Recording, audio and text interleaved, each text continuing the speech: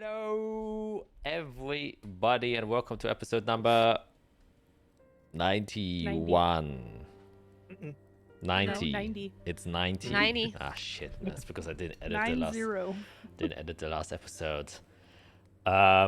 Which I also have to apologize because, man, I'm a bit slow on the editing side of things because, well, as you can see from my background, which hopefully won't change for a long time, is I have finally managed to move and I am now settled in to my new apartment, as I have mentioned before.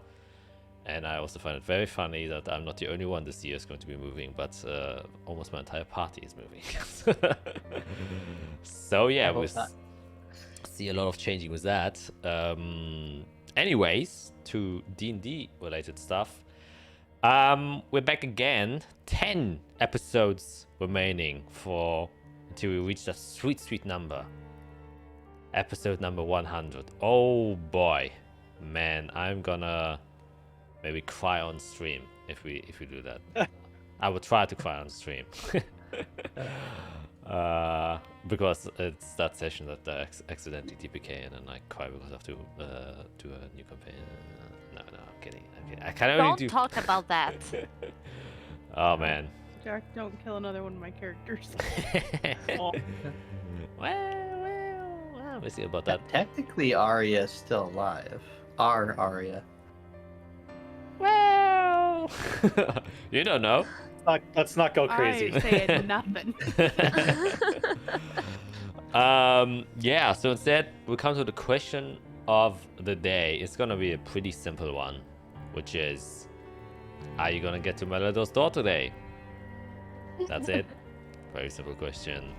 Put out your guesses right now, starting off with, of course. Me, Greg, and I'm playing Ira Expander, the Human Artificer. No, we're not. We're absolutely not. We're gonna dick around too much. There's gonna be too many things to distract us, and lots to do still, I think. All right. Hello, I'm Matt, playing Fiera.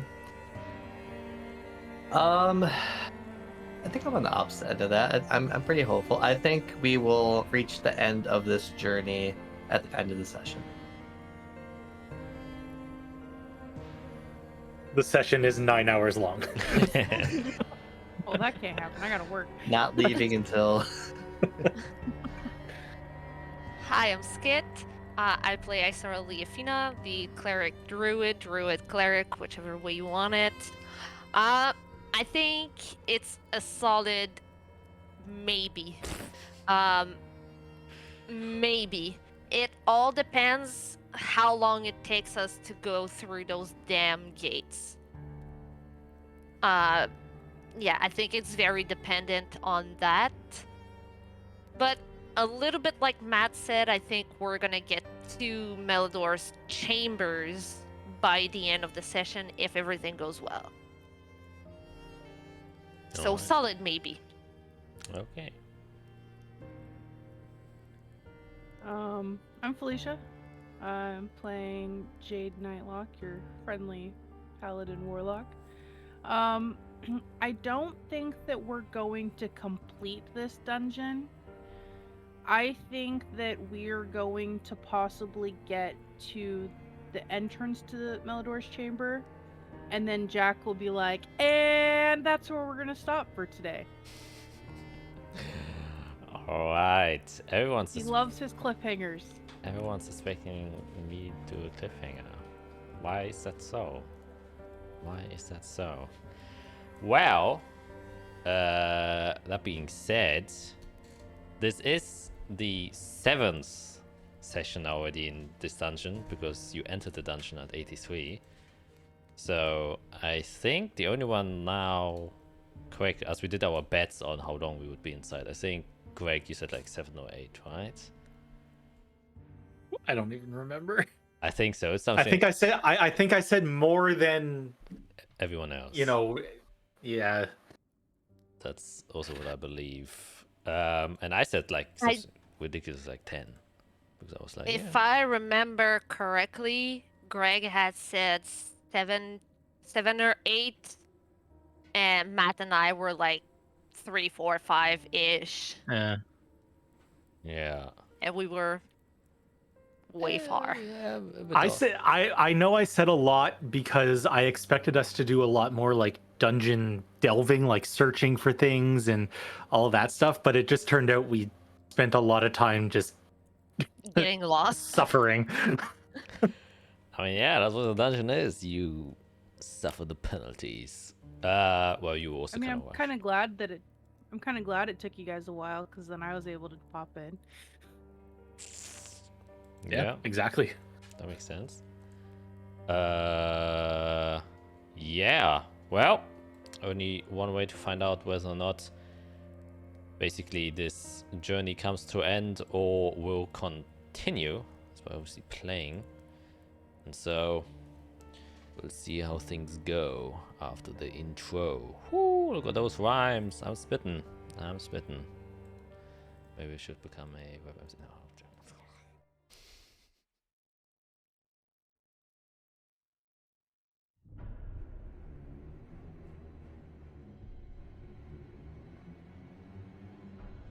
He will guide us out of this endless misery, be it pain, sins, penance, or grafting.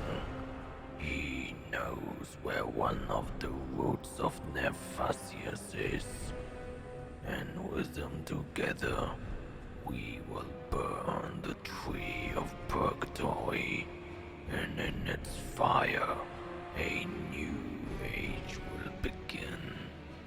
An age where we do not rely on the light to guide us, but instead, through the blood of our primordial ancestors, we shall escape the curse that has been put onto our kind so long ago.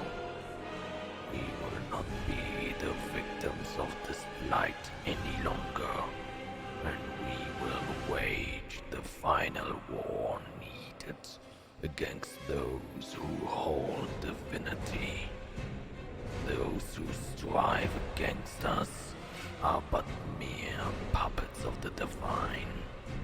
We must accept the sacrifice, and we must accept the blood that needs to be spilled. Peace will make us mourn the inevitable deaths of innocent people, and war will make us celebrate the valiant warriors who sacrifice their lives for a higher purpose. Let us not mourn anymore, but instead celebrate for the prosperity of our kind. Stand by me, O so-called sinners. Stand by me, O so-called outcasts. We are bespoken, and we are carved from the very fabric of death and life together. We will not fail, we will prevail. Long live the dark blood, and long live humanity.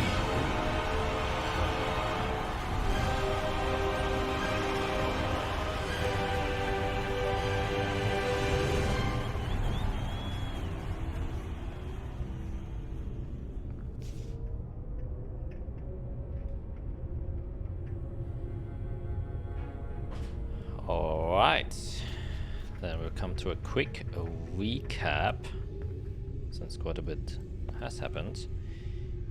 You guys have managed to delve rather deep into the dungeon with mixed success, but I would say mostly successful.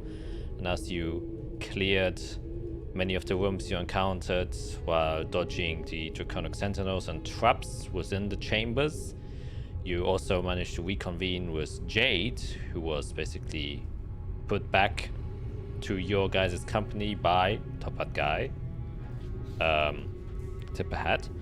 And as you kind of went through, you were getting closer and closer to where you believe you need to be, which is to the chambers of Melador. And the only thing, or one of the last things standing in your way, was a big draconic centaur statue thing that had a beaming heart of magma pulsing within it, giving it energy, and as I said, blocking your way. And so you had to fight it, and you did. However, you managed to successfully dispel whatever kind of life-giving magic was pumping through its stone veins and preventing him from healing every single turn. And was that done by slowly chipping away at his kind of already crumbly exterior? You managed one by one to crumble his foundation, and with Irik's precise, but only at the end, aim, bring the finishing blow and put an end to his long guarding duties. And hopefully he will find a better job in the afterlife. Anyways, after you defeated it, you took its heart, discovered that it used to be part of a everlasting ember dragon, which seems to be an even ancienter dragon than whatever Tolva is inside of Eirik. He seems to recognize the power, at least somewhat. And after you kind of reclaimed the loot that was yours, it's kind of where the session ended, and we were just basically looking around the area of where this Guardian was stationed in hopes to maybe find something useful, but you all were kind of beaten down and tried to search for a place where you could rest, and that is where we left off. So you're still within the chamber, the Drake Ward, the Drake Warden, and yeah, up to you what you want to do. Isra and Jade, last thing you did, you found a nice room where you feel pretty isolated from the rest, but still have a good eyes view on the hall itself in case anyone does enter the room. So it's up to you to decide what you wish to do.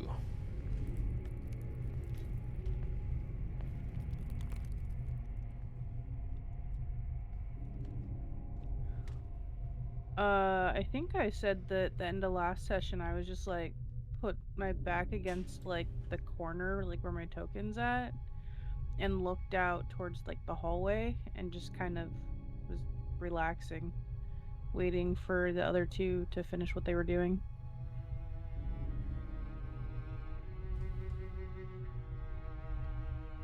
Yeah. I know Fiera and I were spending time trying to just get a sense of what we might be able to do with the heart. I had thought about maybe like pulling it into a side room and I don't know, we talked about maybe attuning to it, but I don't have an attunement slot available at the moment. We just need to figure out what to do with this thing or how to move it around so that, like, when we go through this door, we're either carrying it around or we've hidden it somewhere. Mm-hmm. I don't feel comfortable hiding it. I think we just have to find a way to carry it with us. See if we can get rope around it.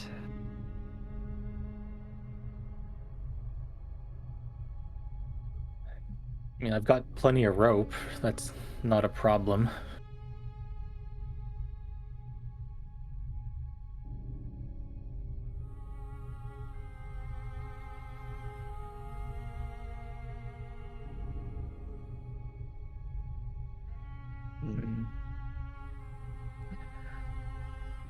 But regardless, I do need to rest. That thing slashed into me pretty good. So I'll go find the corner that Jade and Israel picked out and try to get some rest, so we can finish this up. Yeah. Don't know where they went. What are the corners? Just walk around the dark dungeon. Hello, over here. Oh, down I'll- here. Oh my gosh. Follow me. There's follow a lot me. of rooms here. Jeez. Oh god, the Where's walls. Eirik? Okay. There we go. When you both get in there, who's the most hurt between Eirik and Fiera?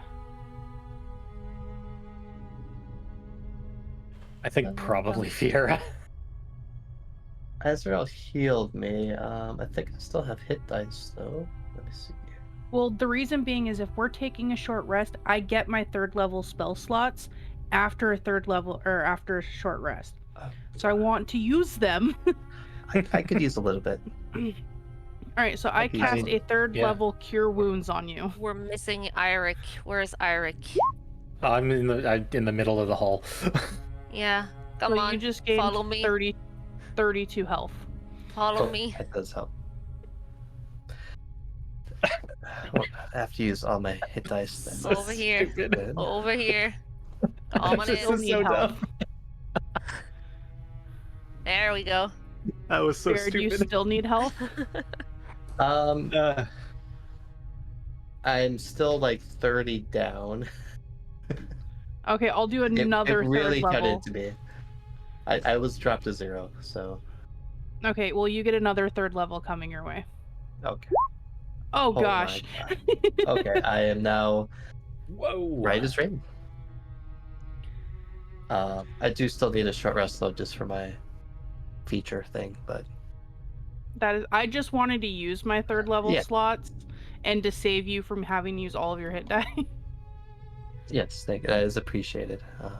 I was down quite a bit, so Just because I do get them back. perfect. Did you target me too? No, it's only Cure Wounds, so it's just... Oh, okay. Just Yeah. yeah, okay, gotcha.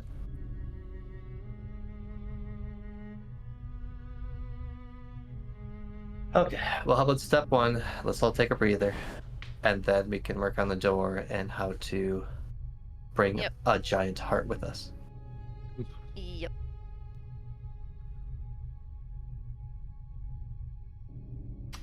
All right.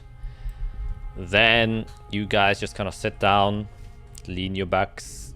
Not really, like at least to one corner of the wall. You can see within this room are also these praying, petrified statues and all real people that seem to be lining most of the walls inside of this chamber. But they don't seem to be moving. They seem to be made out of the same sort of material as the rest of the interior of this dungeon seems to be. They just seem to be specifically in prayer positions. And as you sit here to kind of, take a breath or two in, 50 minutes pass quite quietly. Not much seems to be happening within this chamber, at least. No sudden influx of guards rush in, or weird pulses of energy emanating throughout the chambers as you have felt before. It's just quiet 15 minutes of everyone just taking a minute to breathe. So you each get the benefit of a short rest.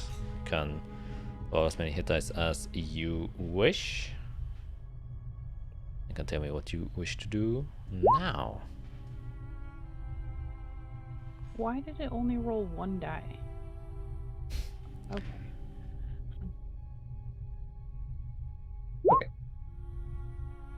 Well, I'm back to full health, and I swapped 1 spell. Just for emergencies. Okay. All right. Okay. All right. I guess that'll be it.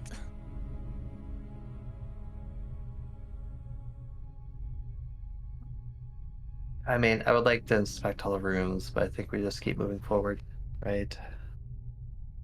We gotta get to the end of this.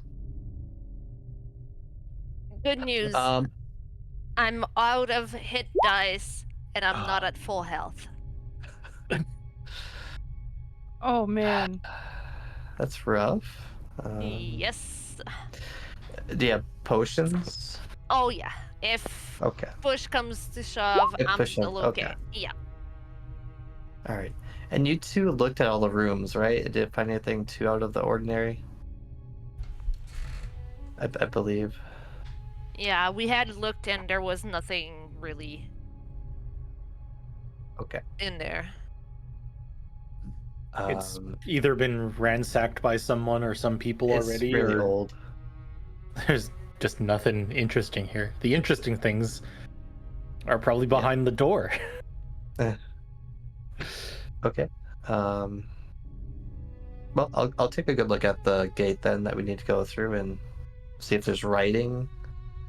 And just confirm that it looks like those two massive blades go in there in one way or another. Mm. Yeah, I can make an investigation check. Just in general, looking everywhere.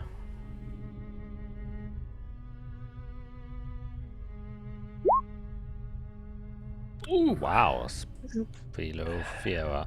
Still a bit beat up. You were magically recovered a bit, but you can now start to feel, and that actually goes for Isra and Arik as well, how the fatigue is definitely setting in. And you can notice it's like, you know, after you drink a coffee and then the caffeine kind of wears out, this sudden wave of tiredness just hits your entire body, and you're just feeling that what you should have been feeling, you know, before, but the caffeine that's prevented you from feeling that is now hitting you all at once, and you can feel that the effects of the ritual that you kind of took part in is starting to fade away a bit, and that's how you realize that the time pressure is kind of kicking in.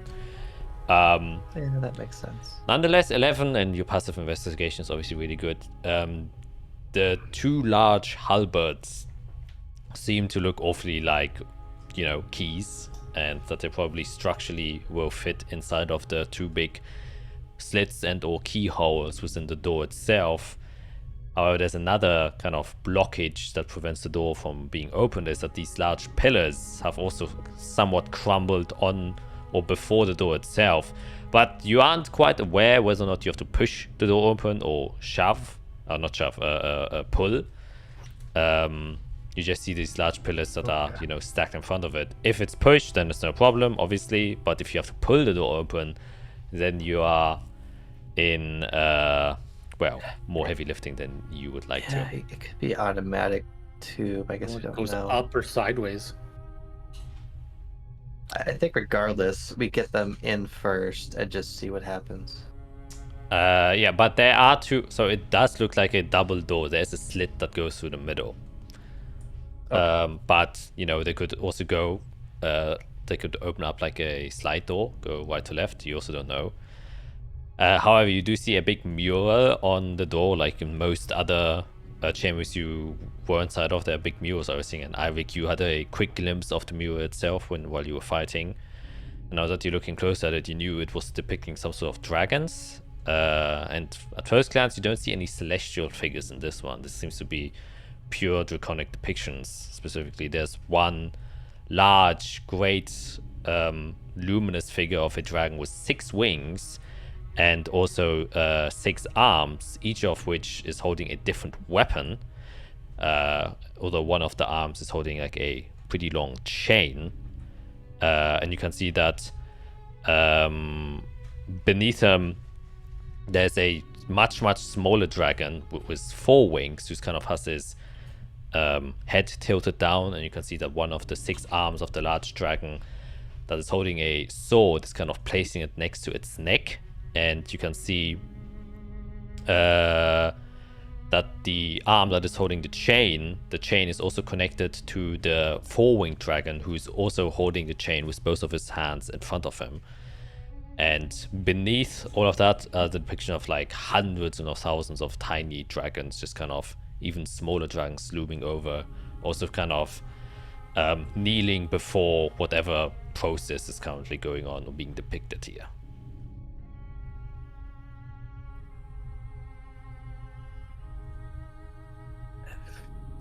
Yep. Okay. Not sure what to do with that. Yeah, I guess once you all are ready, we have to try to open the door. Mm-hmm. Ready as well. How high up are the slits for the axes? They're around 10 feet.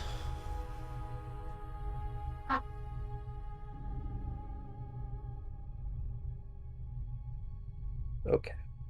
So we're gonna have to figure a way. We can't just. Can't just lift in. Yeah. Yeah. Would Well, my listen, I steed- mean, my steed might be able to help us get it up there. Can it fly 10 feet in the air? No, but it can help us maneuver it. Like it can pull it. Yeah, because I can't wild shape anymore. they weren't like heavy to the point that we can't move them in any way. It's just not reasonable to like just be, oh look, we'll put it in there. So Well, yeah, that's the thing. They're heavier to maneuver, but it's the fact that we're gonna have to hold them up 10 feet. yeah, Is the issue Also- there? We have Well, rope, how right? big? we have like basically unlimited rope because I can craft rope in a I second. also just- have just rope in my inventory. Right. So all we have to do is get my immovable rod high enough in the air that we can throw a rope around it and just pull, right? Well, that's the thing I was just gonna say. Remember back in Hell when we lifted the dragon bone up into the tower? We used Yeah. Yes. my block and tackle pulley Yeah. system, easy. Yeah. So if we just get either the You- immovable rod up there, attach Do block and you, tackle to it. Do you still have some time on your boots? That you I still have almost 2 hours of time. Okay, so you could go and try to hook the immovable rod like 10 feet in the air, and we Yeah. can try to do a bit of a pulley system, and you can help, kind of. Yeah, once Or- we get it up to the height, I can be Yeah. up there maybe trying to direct it to get in there. Yeah, so Right. it can get in. Okay. Okay. Okay. Well, let's try that. Yep. Do the blades look symmetrical, or is there clearly a right and left? They seem to be identical. There doesn't seem to be Okay. Good. any difference. Okay. Yeah. But I'll get the rod out. Hand it to you, Eric. Okay, I would say this is. Oh man, there has to be like a ingenuity skill for this kind of things. I would say this can be. Well, what would be a good skill for this? I guess just Engineering. yeah. Physics. I would say Intelligence? yeah, it would actually just be well. It's more because you are kind of proficient with it. So I proficient in sleight of hand. Yes, right. Proficient? Yes. Yes, then use sleight of hand. It's more of the knot making here. Putting a Guidance. yeah, just roll a sleight of hand, and you have advantage since Fiera's kind of helping you constructing this pulley mechanism. Great. And then Jade gives you guidance. Massage shoulders. Yep. It's Yeah. a D4. Yeah.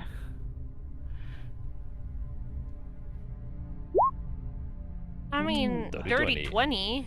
Dirty Yeah, 20. That is definitely good enough. I mean, it is difficult to kind of adjust it in a way that, so what happens is basically, you kind of fly up with a movable rod, place it probably more than 10 feet because, you have to pull the keys themselves up to 10 feet height, so probably like 15 feet or something like that. And, it attaches, it floats in the sky, and you're pretty sure it will stay there stably. However, the problem you encounter is obviously the movable rod is rather small in dimension, and the amount of rope you have to tie around it and coil up so it doesn't just snap or break to carry these heavy weights takes a lot of space on the rod. But you manage to find an efficient way to kind of coil the ropes so that there's enough space on the rod for you to actually lift it up without it risking slipping off the rod, or simply that there's not enough rod that it would just snap and break. And that way you kind of manage to build a system where you can at least now, for one, pull up one rod with the help of everyone pulling, or at least most of you pulling, and then potentially, Eric, you can just fly up and then try to shove the key inside, which will also be a bit difficult since the key is now tied in place. It can sway a bit left and right, but getting it all the way in will be another challenge. So that's basically the next thing you have to try and figure out, how you're going to push the key all the way in, as it's attached to the movable rod. Actually, and Israel, Jade, and Fiera, you can all make an athletics check with advantage to try and pull the key up. Oh my god. Oh boy. Oh, I'm proficient And in it goes athletics. crashing down. Can I give myself guidance? Yeah, of course you can. Yeah, I'm also gonna give myself guidance because I'm terrible at athletics. At least Jade's good at it. There you go. Oh, And actually, my I rolled well, but I got 9. Okay. Oh, we both got a 3 on our D4. I mean, yeah, a dirty 20 and a 26 is definitely more than enough to make up for Fiera's 9. I'm there. I'm Yeah, you're emotional there. support. She's I'm at also- the back. She's at the back, you know, holding the rope like this. Yeah. Yeah, I'm like a mage hand pretending to pull. yeah, 10 exactly. more pounds. So yeah, with the trio strengths of the Fate Weavers, you manage to kind of heave and hoe most of it, even though Jade does the heavy lifting on the front, and then Israel behind Jade kind of breaking a sweat, while Fiera's mage hand is doing that 5 pound of pulling. That takes it up the last 5 centimeters. And yeah, Eric's kind of up to you now to try and shove this key inside. So which skill would you like to use to try and attempt this?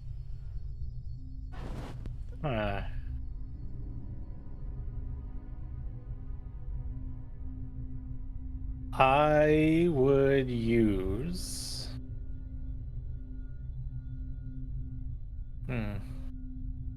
Or you can also just tell me how you wish to, if you have a specific way of pushing it inside, and then I can also tell you which skill that would require.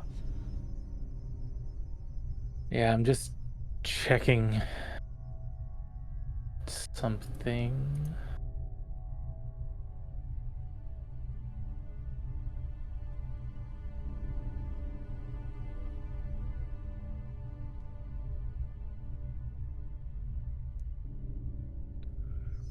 No. Okay, let's see here. What can I do? What can I do?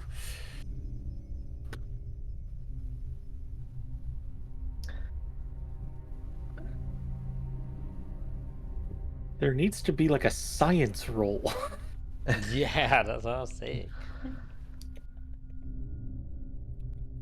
I mean, yeah, just tell me what you want to do, and then I'll tell you which skill you can use. Well, okay, first off, once we raise it up, like how far from the door are we? Like I wouldn't have set it up super far away. Yeah, obviously. Hopefully we've set it up like so it's right along the door. Yeah, it is. It basically is like a couple of centimeters or like an inch away from the door, obviously. So it would have to get some swing to Yeah. go in there. And does the slot that we're putting it into, does it look really, really narrow and precise, or is there like a bit of wiggle room to get it in there? Oh, there's definitely wiggle room. It's not super precise. Okay. You have like 5 inches of wiggle room. Yeah, I assume it's like a big sheath or something like that. Yeah, yeah.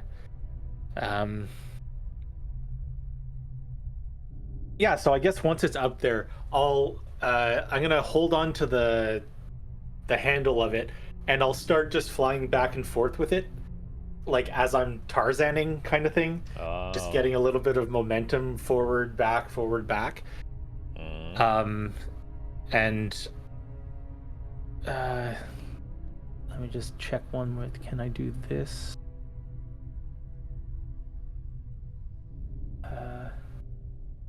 No, that wouldn't be enough. Yeah, so I'll just start focusing on that slot and giving myself a little bit of momentum forward, backwards, and well, I'll see what kind of potential that has first. I'll just start moving back and forth. All right. I'll say make an athletics check with advantage. Or acrobatics. I will also kind of allow, since it's kind of dexterous as well. This task. 20. It proves to be very well. In fact, because you set up the key a little bit higher, that allows for you to actually go inside of it. It doesn't like bang against any of the edges, which would make it completely impossible to sway or swing it. And so basically you do have a little swing that you kind of slowly bring up and back and forth. And it seems like, you know, one of those battering rams that are built. Yeah. One of these siege weapons. And so with every you know, back and forth, it seems to be going further and further inside. It does scrape occasionally, as it's, you know, not super stable, since it's still fixated to one point, so it's still prone to kind of rotate vertically. But you kind of manage to have it stable and steady enough for it to enter quite well. And you can, you know, that with a good and strong enough shove that requires quite a bit of force, you might be able to just kind of push it inside. The swaying in itself isn't enough, and the rope unfortunately prevents it from going in completely. So at some point you have to, you know, cut off or loosen the rope and swing it far enough inside that it kind of just jolts its way into the key, and hopefully doesn't get stuck where you have to try and wedge it out again or wedge it deeper. Okay, so I'll once I get that momentum going, I'm going to, once it kind of reaches the hole, the slit, I'll try to grab, just like, is there a way I can grab onto the side of the slit? Is there maybe like something to hold on to, or like an edge that might just stabilize me for a second, that I can then just shove the, like, use leverage to kind of push the sword in, or the axe in? Yeah, definitely. There's definitely like a little edge that you can put inside, and there's like a tiny bit of space. You do run the risk of squeezing your fingers when you do that, but it's definitely a viable option that you can use.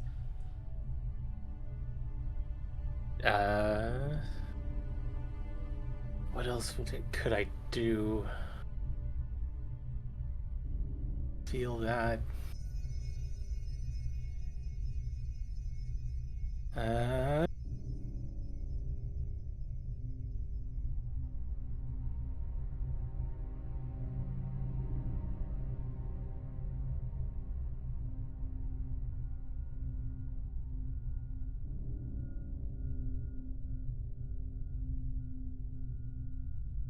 Yeah, let's just go with that for now. See if I'll take whatever hand damage might occur. I'll go and grab on as quickly as I could, and just like use the last little bit of motion from that swing to kind of just go boom, boom into the hole. All right, I will say this is kind of, you know, just strength based, but because you have good momentum and you're using that leverage, you still get advantage on your athletics check. That is definitely a strength based opportunity. Oh, yeah, just roll.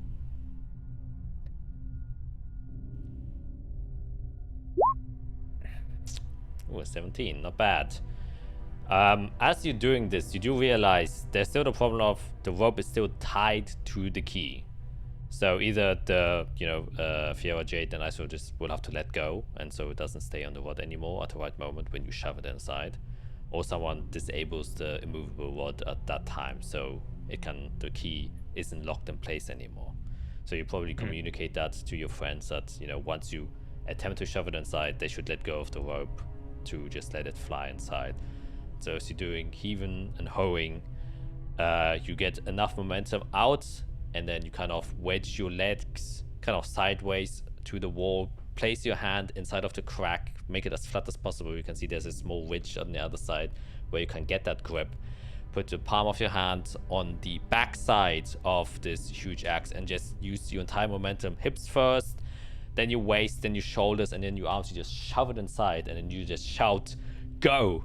And when you do so, Fiera, Jade, and Iso let the rope go, and you just can see it float for a moment. And as you push, you can feel the entire weight of this heavy thing going against your shoulders, but you're strong enough that you shove it, and you can feel a bit of resistance as it, you know, kind of as soon as they let go, kind of bangs against the side of the walls, and you can feel it clicking into the mechanisms of this key lock.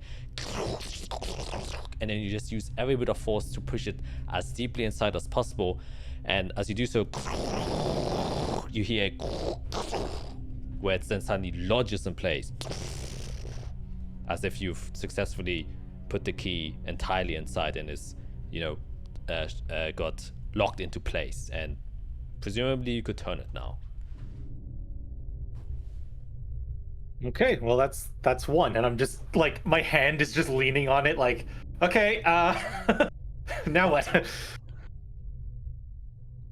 I guess rinse and repeat. On to the Second second one? one. All right, go and untether everything. I'll cut the rope off, whatever, and undo the rod and just move over. Click. Yes. And since you've done it successfully, the first one, you just go over the steps. You know how to do this now. I won't have you make another set of rolls to do this. Maybe it doesn't go as smoothly as the first one, or maybe it goes even smoother. But eventually it was a bit of time and the ingenuity of kind of gathered from the first trial. You managed to set this up pretty quickly and eventually get the key in. But inside probably just takes a bit more pushing than the last one. However, the second key gets successfully lodged inside as well. And how long do you think that whole process took? Entire process took, I would say, a good, half an hour. Just because the most difficult part was getting the keys from the end of the hallway all the way to the gate. And Jade probably did most of the lifting. Pulling them up and...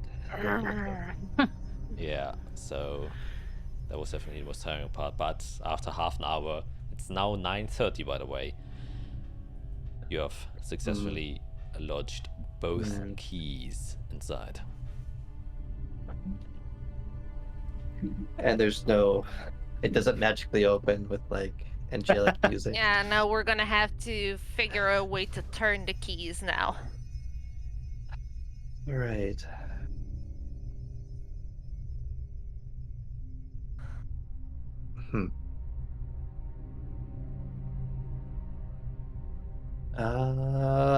Well, the door was obviously designed for something much bigger than us. Mm-hmm.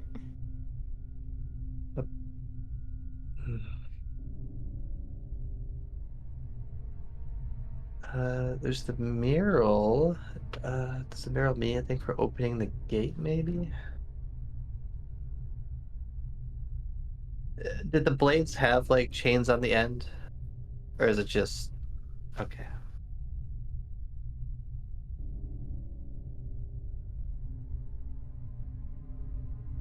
The sword. Okay.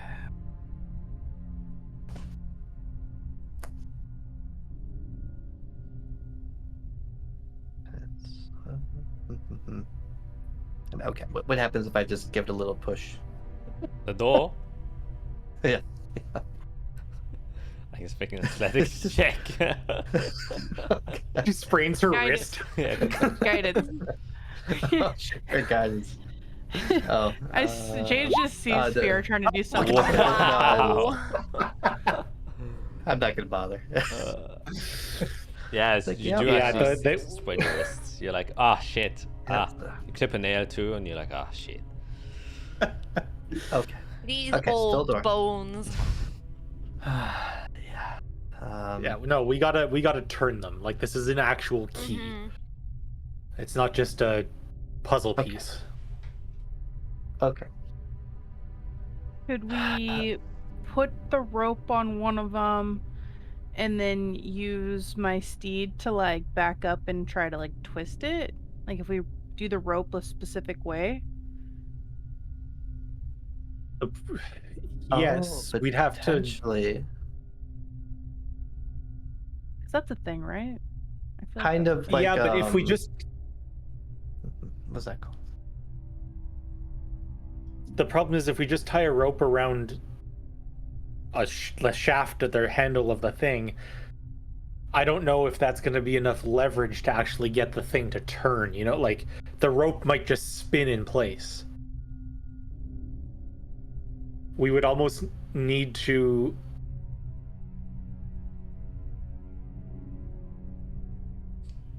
there'd have to be like a hole through the handle that we can actually leverage. Like, I don't know if you understand what I'm trying to say. No, I do.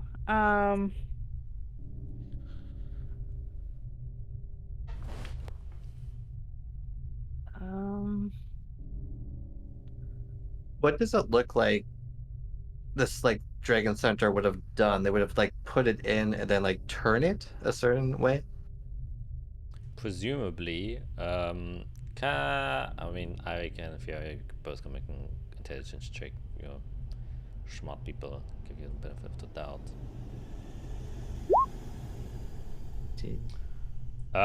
Yeah, so... I'm technically intelligent.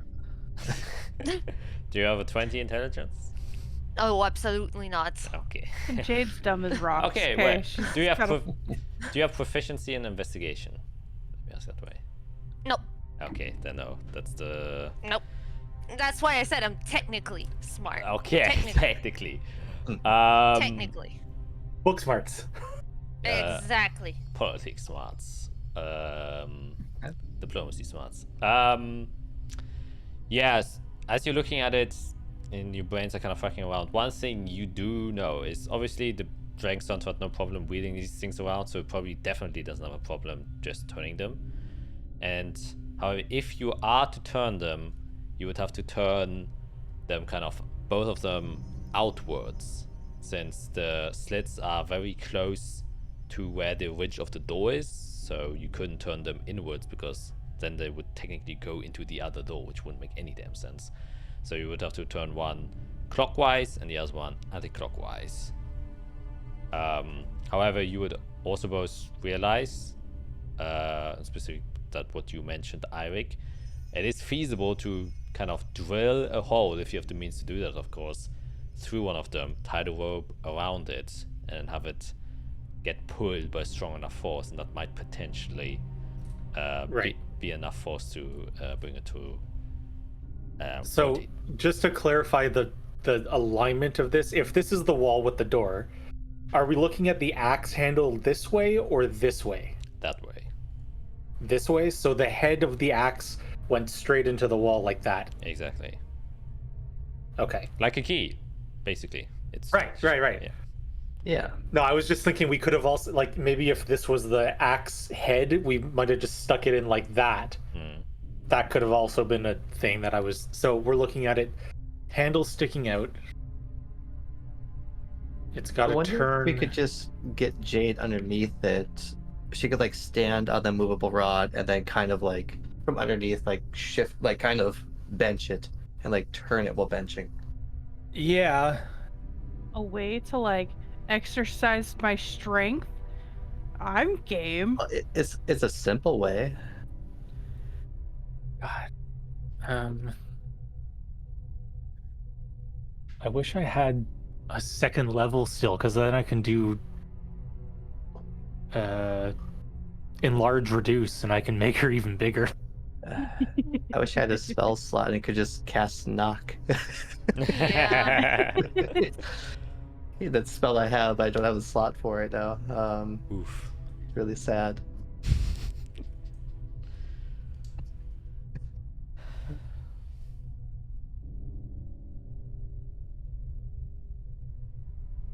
Are we gonna try the yeah, movable either rod or. and We could- be standing on it? I mean, that's the simplest way before we start drilling or tying rope in a certain way and doing that kind of thing. Because the issue is going to become once she's at her limit. It's probably it's gonna not have to going be to... from like a squat to like a full But like that might an have to like angle. turn quite a bit, so we might have to like reposition her or something, prevent and also prevent it from dropping back to its original position. I mean, it's round, so she would technically just be turning it on itself. It's a handle. It's not Well, like yeah. an actual key. So it would be more a point of like she has to roll it this way. It's a wrist movement rather than just going like this True. because it's rolling. What is the material of the handle of this thing made out of? Is it like made out of wood or metal? It's made out of stone.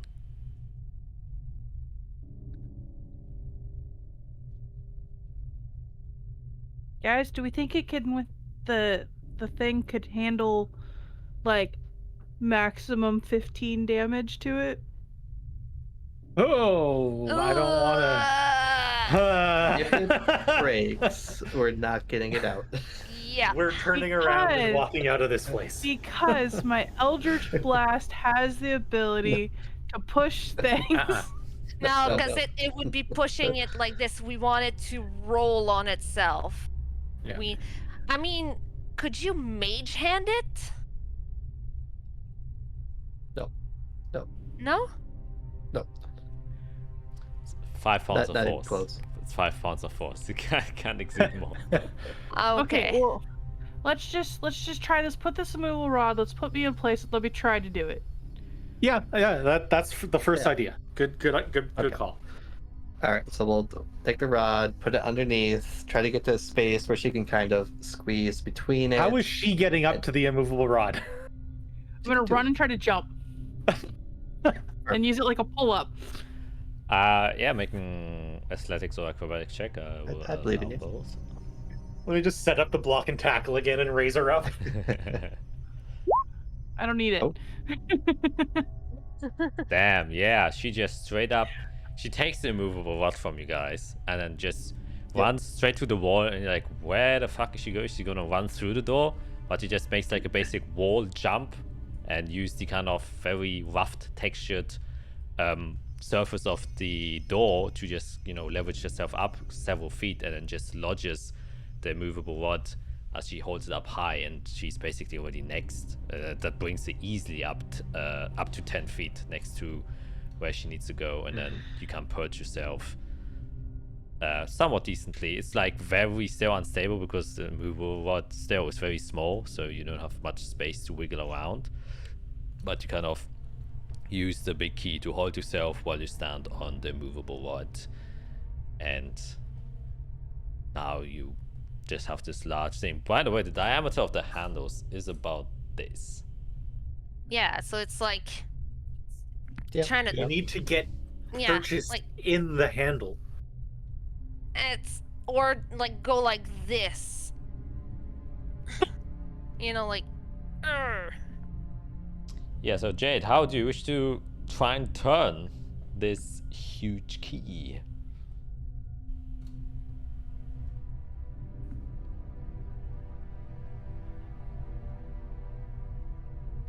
I'm gonna try to. I don't want to damage it because they might be mad at me if I try to do anything stupid.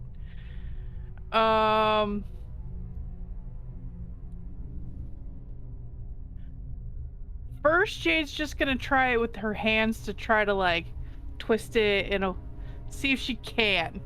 All right. Grip strength. It's all grip strength. Yeah, she's Okay. just gonna. Then do an athletics check. I will say the DC for this is 22. I'm gonna give myself guidance with this. All right. Oh! Wow. Man. your that's- sheer force just Yeah, you just grip it with climber's You- strength. And you just defeated a dragon. and You can do anything. you see her like tightly grip the handle of this huge great axe, and you can see that even the surface of what she's touching, her fingers curl inside as cracks appear. Her pure grip strength alone just manages to wedge her fingers inside. The surface is very rough. It's almost like you have chalk on your hands, so you do have decent amount of grip, and you just use your entire body to just use that bit of grip that you have now kind of gathered for yourself to turn it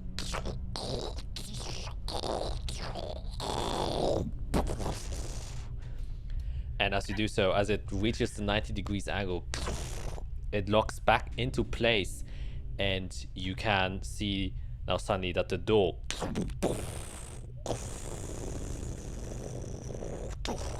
opens itself up, and it seems like you don't have to use two, but you opened the left side of the one you've opened up, and it kind of Thank gently goes the open, gods. and there's like a I 10 was thinking that the whole time too. I was like, this has gotta open.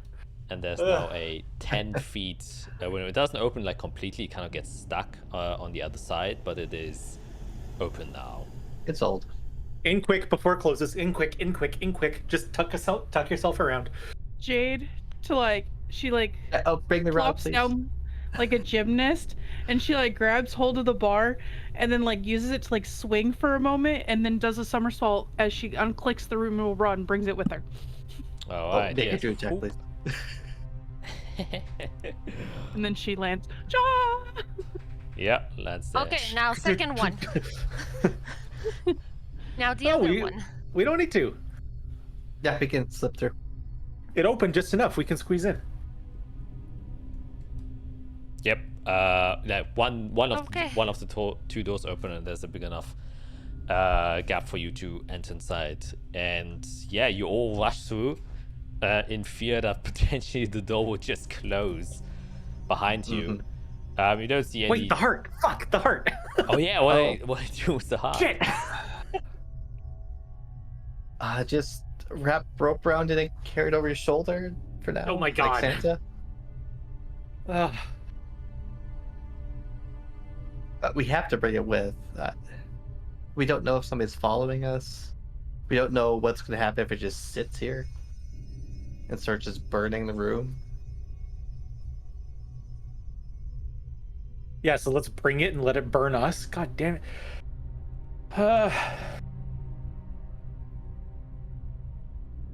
I can't store it.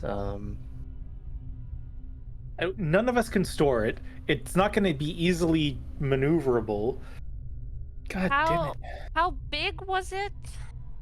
3 feet. Like 3 feet, right? Okay, so It's a dragon heart basically One 4-year-old child chamber. size. Uh, No, and, literally. like, round. Yeah. Sure. It's a boulder. It is a literal boulder. God damn it. Could we perhaps hide it until we come back the other way, and then I don't like that. We don't know if we're coming back this way. We don't know if somebody's following us.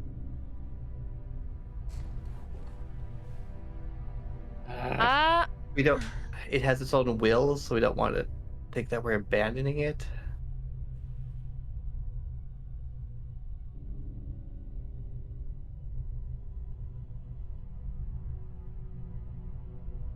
I don't want to just bring it without being like aware of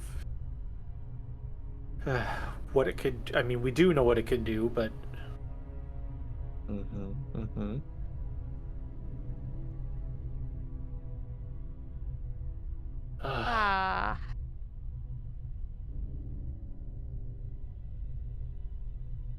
I really think it's worth just putting in a side room. yeah. I don't think we have enough time to do anything with it and learn how to use it and benefit from it. We just kind of like we gotta go.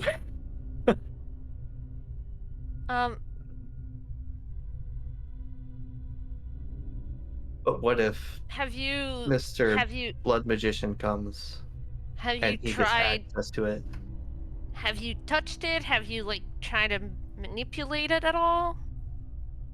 Yeah, I mean, we kind of played around with it a little bit. It's not like excessively hot to me, at least. I was able to like sit next to it and kind of fiddle around with it. It's heavy though. Like any movement that we do is basically going to be dragging a boulder with us. Did we have Did we? Oh no, the devil horn is in the bag of holding, so we can't even ask what's his name to hold on to it in hell for us while we We're not gonna give him a dragon heart to play with. Listen, I'm trying to think. And it smells like stew behind me, and my brain is thinking about food. Holvar said that it's more powerful than anything he'd even know of. You can't just make him pop up, right? He's in my head as much as I don't like it. I've never seen a physical manifestation of him yet.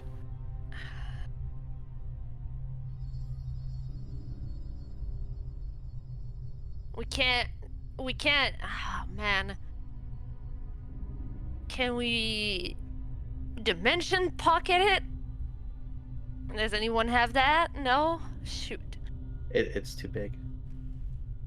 Oh man. It's definitely too big for the bag of holding as well. Mm-hmm. Way too big. The only thing that might be a reasonable thing to do is try to attune to it. But I'd have to drop an attunement slot.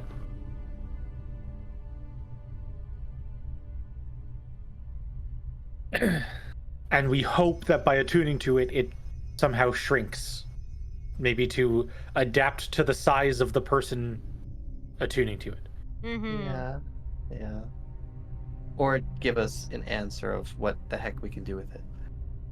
Yeah. Perhaps it'll listen to you or react to you. I mean, my biggest worry is that the blood people get this and do something terrible with it, or the other factions out there that deal with blight. Yeah. If I'm going to drop an attuned item, it's either going to be my shield or my boots.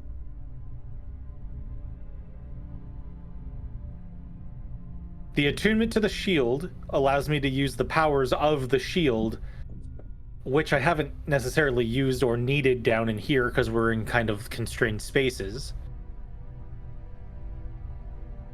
I imagine I'd still get the benefit of the AC bonus of it being just a shield without the attunement.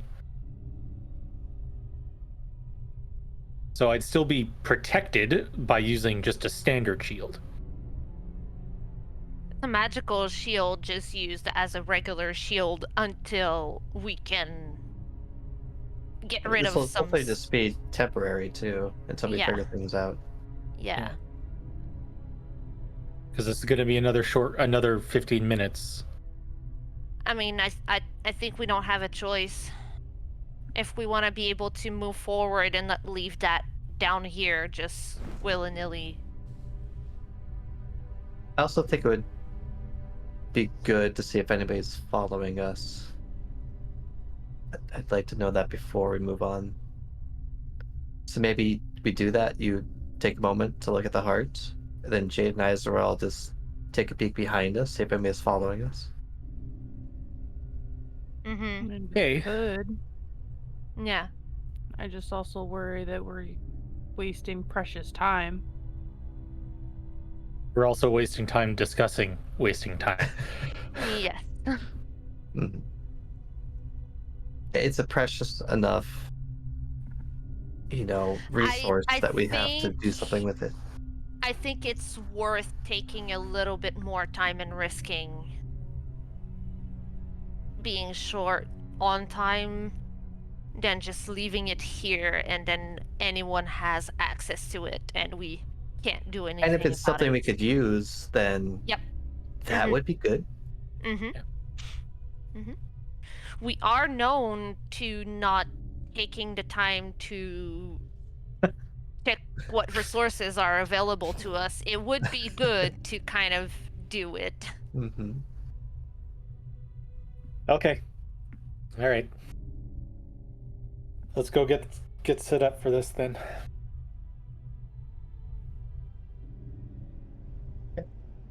Okay, then I guess you just unfocus your attunement towards your boots. Not your boots, your Shield. shield. Your shield. That doesn't take anything. Don't have to do a short rest for that. But you will have to expend 1 hit dice in order to do a short rest to attempt to attune to the heart. And do now.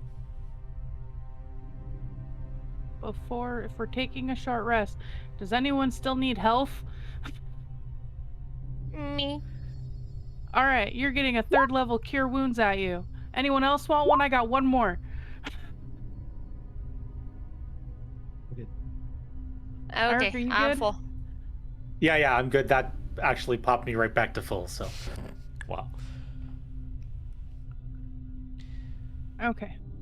All right. Yeah, I was like, that 35 got me to full, finally. I was, even with 6 hit dice, I was still missing, like, 20 HP. Okay. Then, Eric, you can make a straight charisma check. Whoa, perfect. So good at this. Come on, Eric.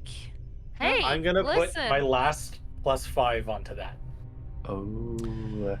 Okay. Look at that. As you try to focus on this heart that is kind of pumping, and obviously you have to be holding it to attempt to attune to it. Once again, it's this warm and decently comfortable bubble of heat that just seems to be perpetually radiating from it, and then every 5 seconds or so it just pumps, and then a wave of heat just kind of comes out of it, and anyone who's in the vicinity will also feel it. But you notice as you're attempting to attune to it, it's similar, and you get a very similar feeling when you tried to attune to Jade, when you went into her to try and fight the sword, as this is not a normal attunement process. This is still the soul of something that you are attempting to attune to. It has not been brittled down enough, like with Tolva's things. There were minor fragments of what his souls were, that it wasn't a completed one. This still seems to be, or hold enough of the fragment of the complete soul that you are denied to attune to it, as the will of the soul doesn't allow you to enter. It has a will, it has a purpose, and it will only do that which its purpose is. And you, now as the Architect of Fire, understand it is a guardian. Its will is to protect. It is to protect a sanctuary. And it will do nothing else than to be constructed as a guardian. Hey, it didn't work. Guys, let's go.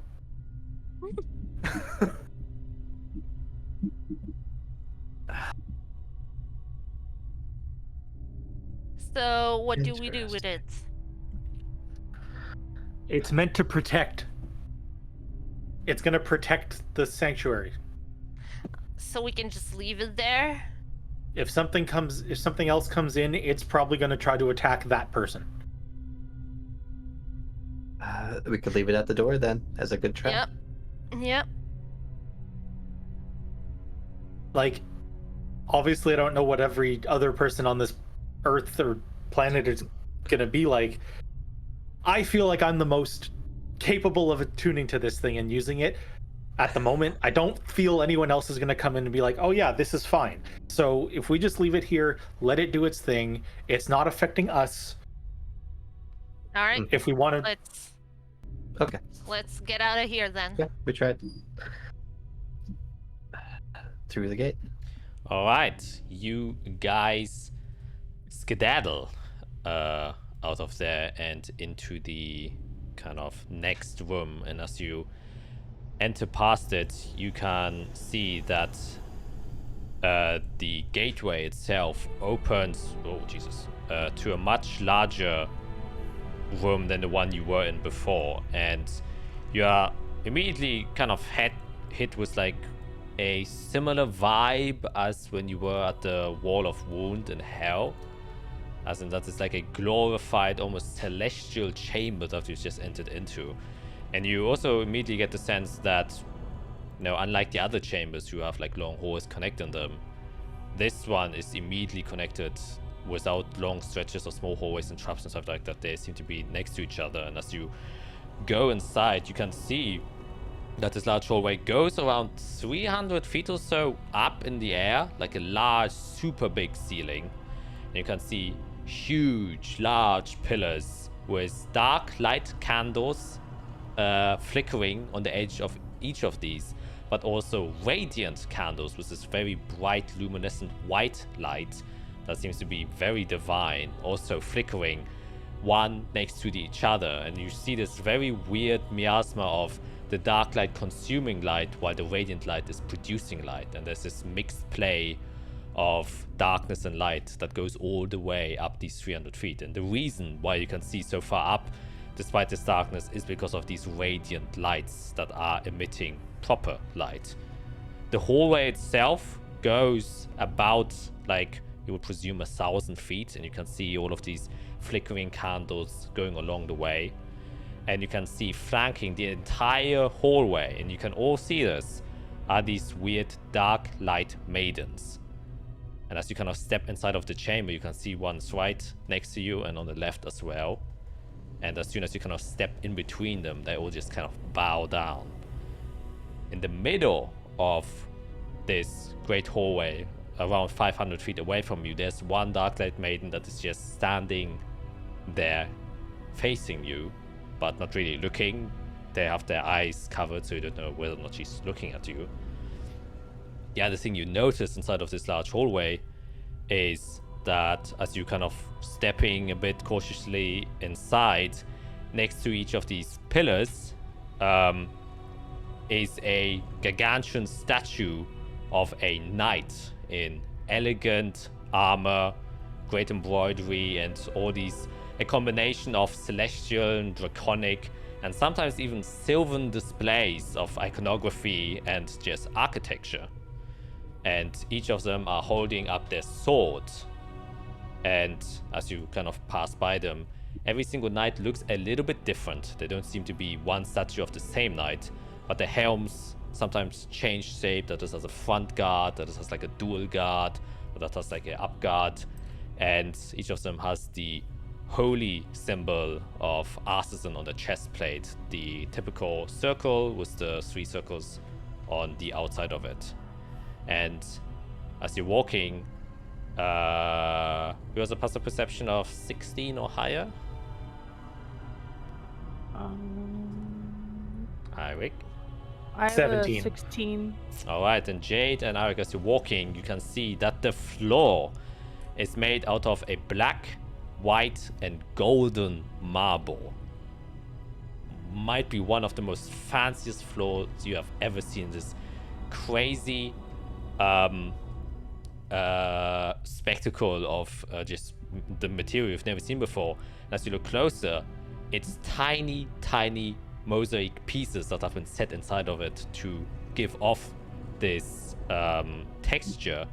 And as you walk over it, as you kind of broaden your vision and not just look at the texture, you can see that it depicts Artisan kind of just looming in the middle, kind of stretching all the way in this 1,000 feet long hallway, and next to it, curling around it with 4 wings and a chain to his hand, is a dragon.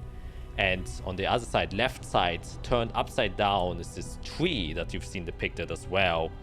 And all 3 of them are positioned in a way that they form an upside down triangle where kind of fire is spilling down to the entrance that you are coming from. And you can see there's just these tiny, probably 2 by 2 centimeters or 1 inch big tiles that have been placed in such a way to create this spectacle of a mosaic in front of you. the very example of divine craftsmanship in front of your eyes. It's so pretty. What do you do? And I will say you're around like 15 feet inside of this hallway as you're seeing this. And once again, 500 feet in the middle of it is one Darklight Maiden, and lining the sides are also a lot of Darklight Maidens. This would have taken forever to make. Mm-hmm.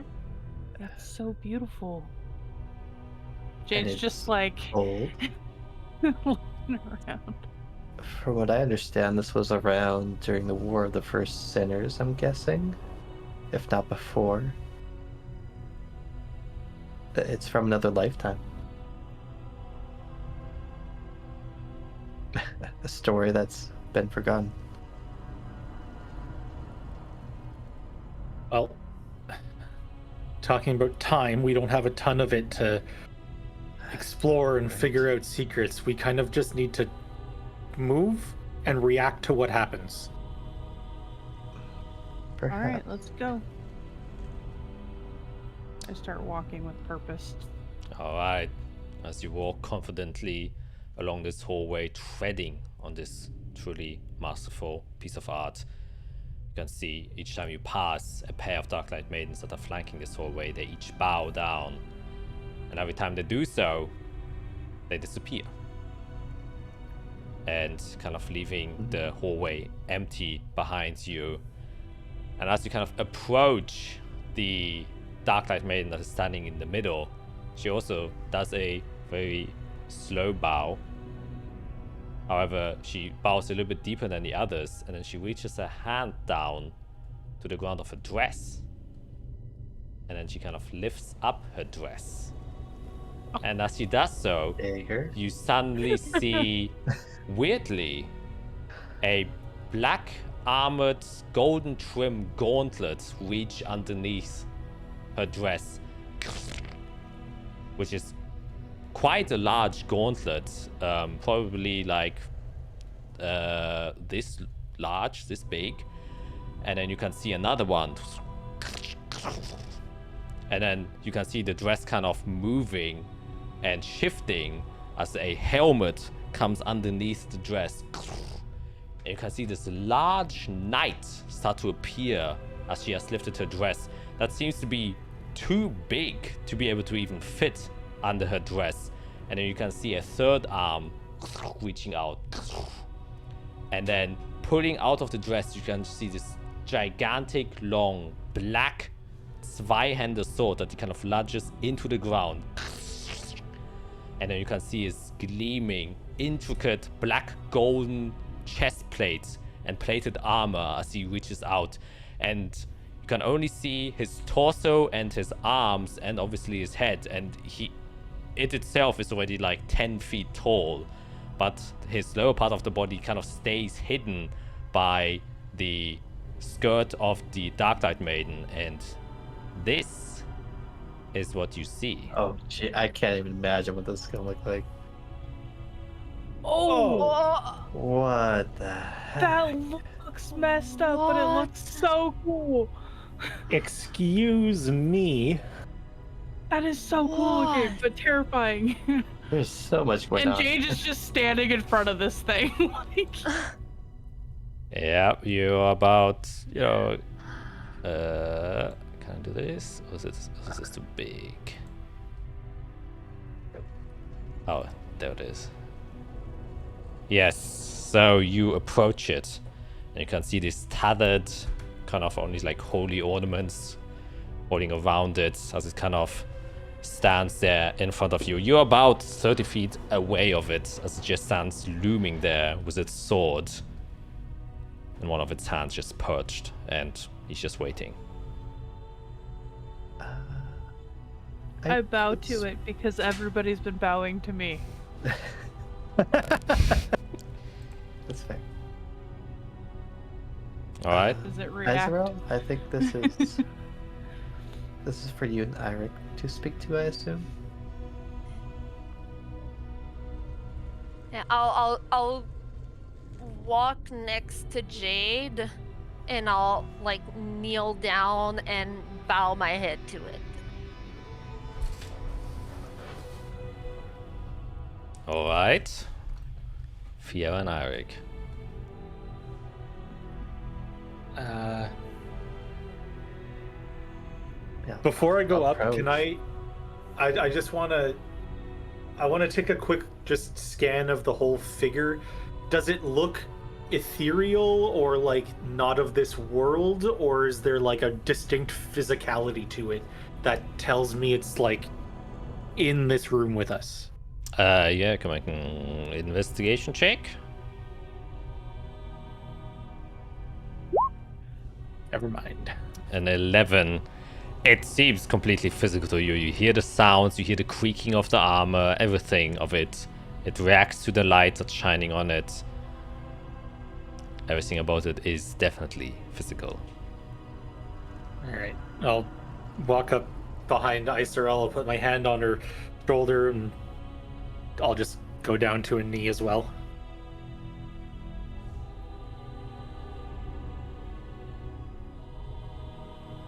I think as I walk up, in Celestial, I'll just say,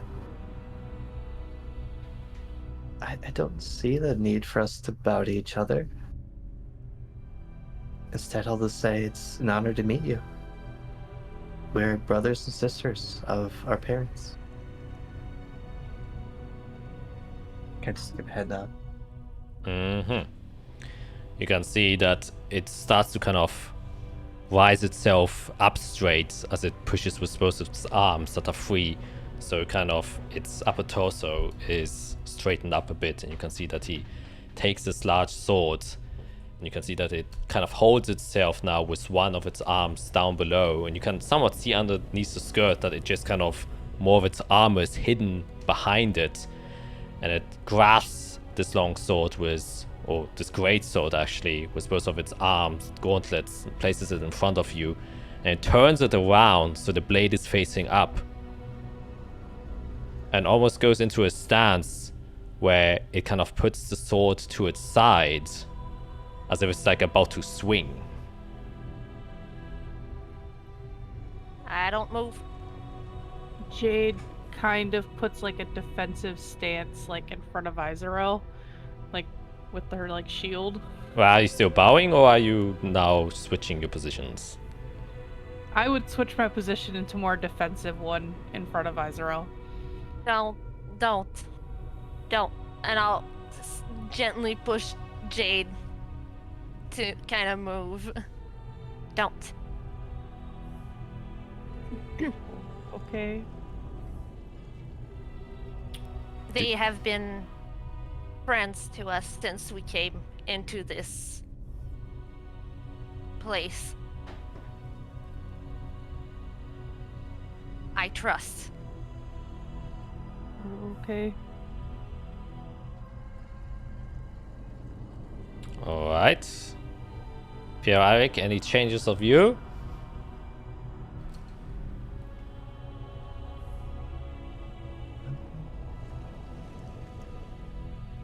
And I guess I can keep speaking. Unless we want to wait and see what they do.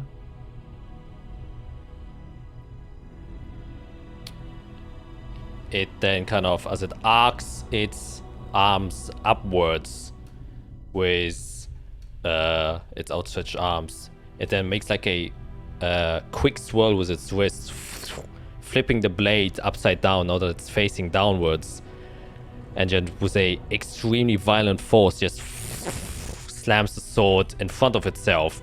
And as it touches with its blade into the kind of mural beside it, you can see a flicker and a spark of radiant light just kind of bursts out as it flashes and illuminates the entire hallway for a brief second. Almost like showcasing a fraction of the power imbued into its sword, after which it kind of just kneels itself down below, lowers its head, and just holds the guard of its sword against the face of where its helmet is, and just stays still that way. And the maiden behind it still is in this kind of bowing position, as it seems to be bowing back towards you.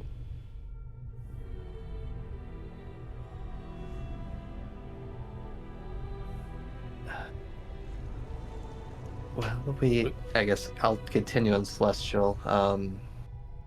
We fully understand Arsacin's power. 2 of my friends have sworn oaths to him. And I understand the power of the creators.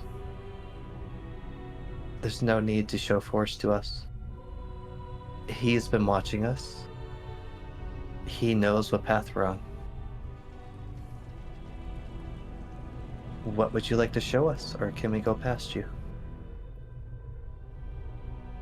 As you say that, you wait for a brief moment, but it doesn't seem to move or change its position anymore. It just stays kind of kneeled down. Kneeled in relative terms because you can't see its legs, obviously. But the Darklight Maiden also seems to be still in a bowing position. I'll slowly get up. Me too. And If she moves, I'm moving. and I'll start looking around to where we have to go and slowly start moving towards that direction in a very deliberate but slow walk, as in like I'm not trying to skedaddle away from here because y'all are creepy and I hate it, and more of a like I'm just gonna scooch right past. We have this mutual understanding that nobody's gonna hit each other, and I'm just gonna keep going slowly, like in that direction, and see if they make a move or anything. Just kind of keep an eye on that as I start slowly walking towards where we need to go. Yeah, kind of slowly pass by them, and it almost seems like they just turned into a statue because they don't move an inch. They don't move at all. So we'll pass. And They could just be guarding our back. Mm-hmm. That's what I think. If we were not worthy, they would not let us pass. Yeah, they know we're here. Mm-hmm. They know we're trying to do something, so... Mm-hmm. Yeah, that's what I think. Alright, I presume I'm everyone just gonna, follows. yeah, follow. Okay, then as you all kind of step past them, nothing major seems to happen that would disrupt your way, and well, vice versa, there's only one way forward, which is the other end of this hallway. You can see 500 feet are left to move for you, and you kind of do that. And as you start to walk further away from it, you can still see the other Darklight Maidens that are flanking the space are still continuing to bow their heads towards you guys as you slowly make your way to the end of this hallway. Are they still all disappearing? Yep, they are so... Did this big maiden disappear as well? Nope, the knight still stays there, and the maiden as well. They don't seem to be going anywhere. Okay. But as you kind of get to the other side, you can feel, specifically Isoel and Ioric, that this kind of sensation you had since you've kind of prayed to Assassin slowly but surely disappear. And it's like two eyes, or well, not two eyes, but a multitude of eyes start to close, and one after another you feel like vision of you disappears. And as you step further inwards, you can see that the other side of the hallway, there's darkness. You don't really see where it leads to. There aren't any chandeliers and or candles illuminating the space in front of you. Instead, what you start to hear is this somewhat dissonant sound, once again, that's kind of like a tinnitus piercing into your ears and making you feel a little bit uncomfortable as you start to approach the other side of this room. And as you get there, what you see is a flight of stairs, and I would say you're about 60 feet from where the end is of this hallway. And you can see it opens up into a bigger, larger space. In fact, it opens up to almost, it looks like the outside, but it's just darkness. You don't see the sky, you don't see anything behind it, it's just darkness. But not too dissimilar of other entities or rooms and chambers you've seen, similar to the Artisan chamber you went into, the Darklight effigy, where it's just an entire scape that either the room is too large for you to perceive further, or it's a weird semi-luminal or spatial chamber that just seems to kind of give the effect that it's bigger than it actually is. The point being is you can't see any of the end walls. The only thing you can see is at the end of the 60 feet are a flight of fanning stairs that seem to be leading down. Fanning as it, it starts off small and it gets kind of larger and larger and larger. And they go down about only 20 feet before they get swallowed by blood. And as soon as you see it, the stench of iron immediately hits your nose, as if something was preventing you prior to you seeing the blood or smelling it. And you can... Yeah? Can I see anything different because of my devil's sight? I can see normally in dim light and complete darkness, both magical and non-magical, within 120 feet. No. You see furthest than anyone here. It is normal darkness. It doesn't seem to be magical, but your vision still cuts off at 120 feet.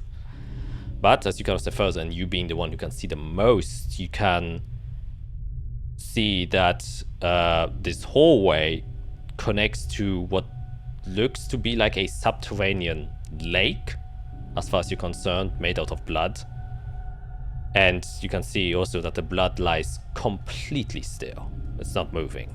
I mean, why would it? It doesn't seem like there's a fountain or source of blood pooling down here.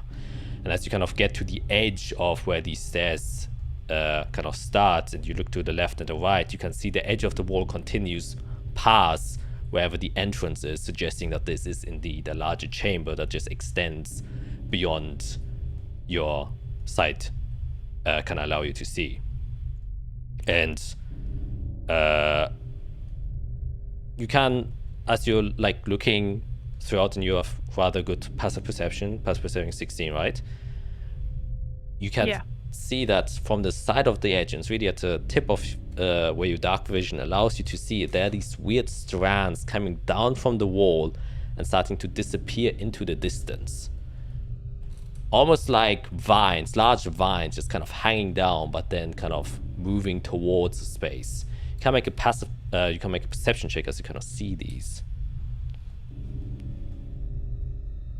But you can imagine... Oh. Oof. Wow. The darkness kind of just swallows you in as the stench of iron just kind of hits your nose, and you just kind of back up from it, and it's really, really intense. That connected with the weird eerie sound you started to hear getting here, it's you starting to get a major headache, and you notice that like a small migraine is starting to build up into a bigger one, and so you kind of lose focus, and your vision gets even darker as you kind of close your eyes for a bit as you step away. Yeah, the last time we were near a big pool of blood, mental things started happening, so just gonna suggest to Jade to go up back up a little bit further. Just be aware of the mental stuff.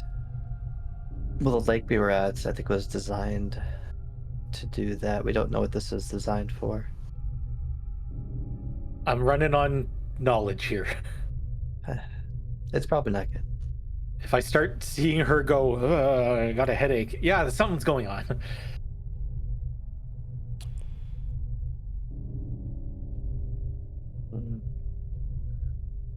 We could try to disturb the blood somehow, drop something in it.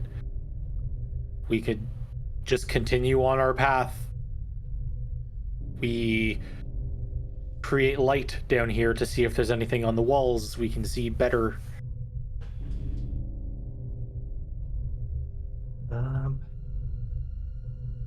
have my drift globe. I mean, I could have my mage hand drop a rock or something, or a coin in the water. But I mean, well, water, blood.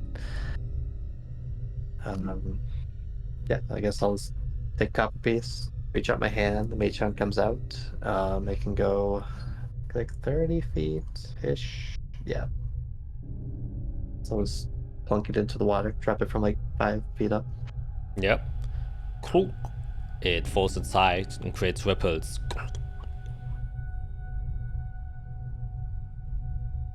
But nothing else seems to happen other than the tiny splash of blood. I think we just gotta keep going. Yeah. I Do guess. we want to light up the space first and see if there's anything? Maybe the blood is translucent or something. We can see through it.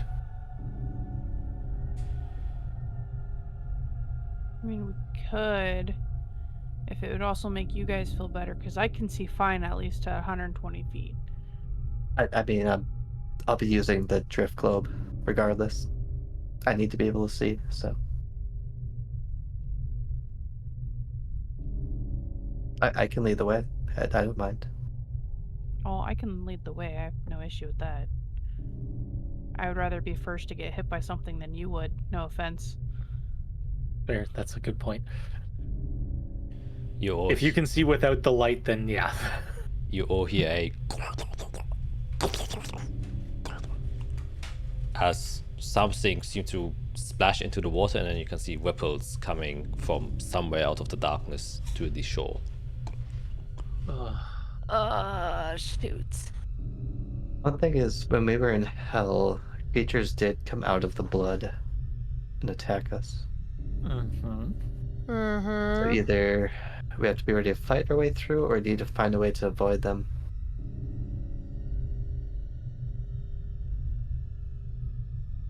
Your light could We be don't- a beacon that says, hey, we're right here. I think just trudging through the blood will be a beacon. I mean, we've already dropped something in there too, so if something is there, it knows something has caused a disturbance. Yep. But either way, I think we should just keep going quickly. We're sitting ducks just standing here. Yeah, in a Yeah. couple hours we're going to be spent. Yep. In a couple hours, we're gonna fall asleep.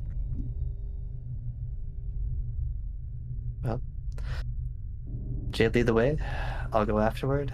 Then Israel, then Eirik. That's a good way.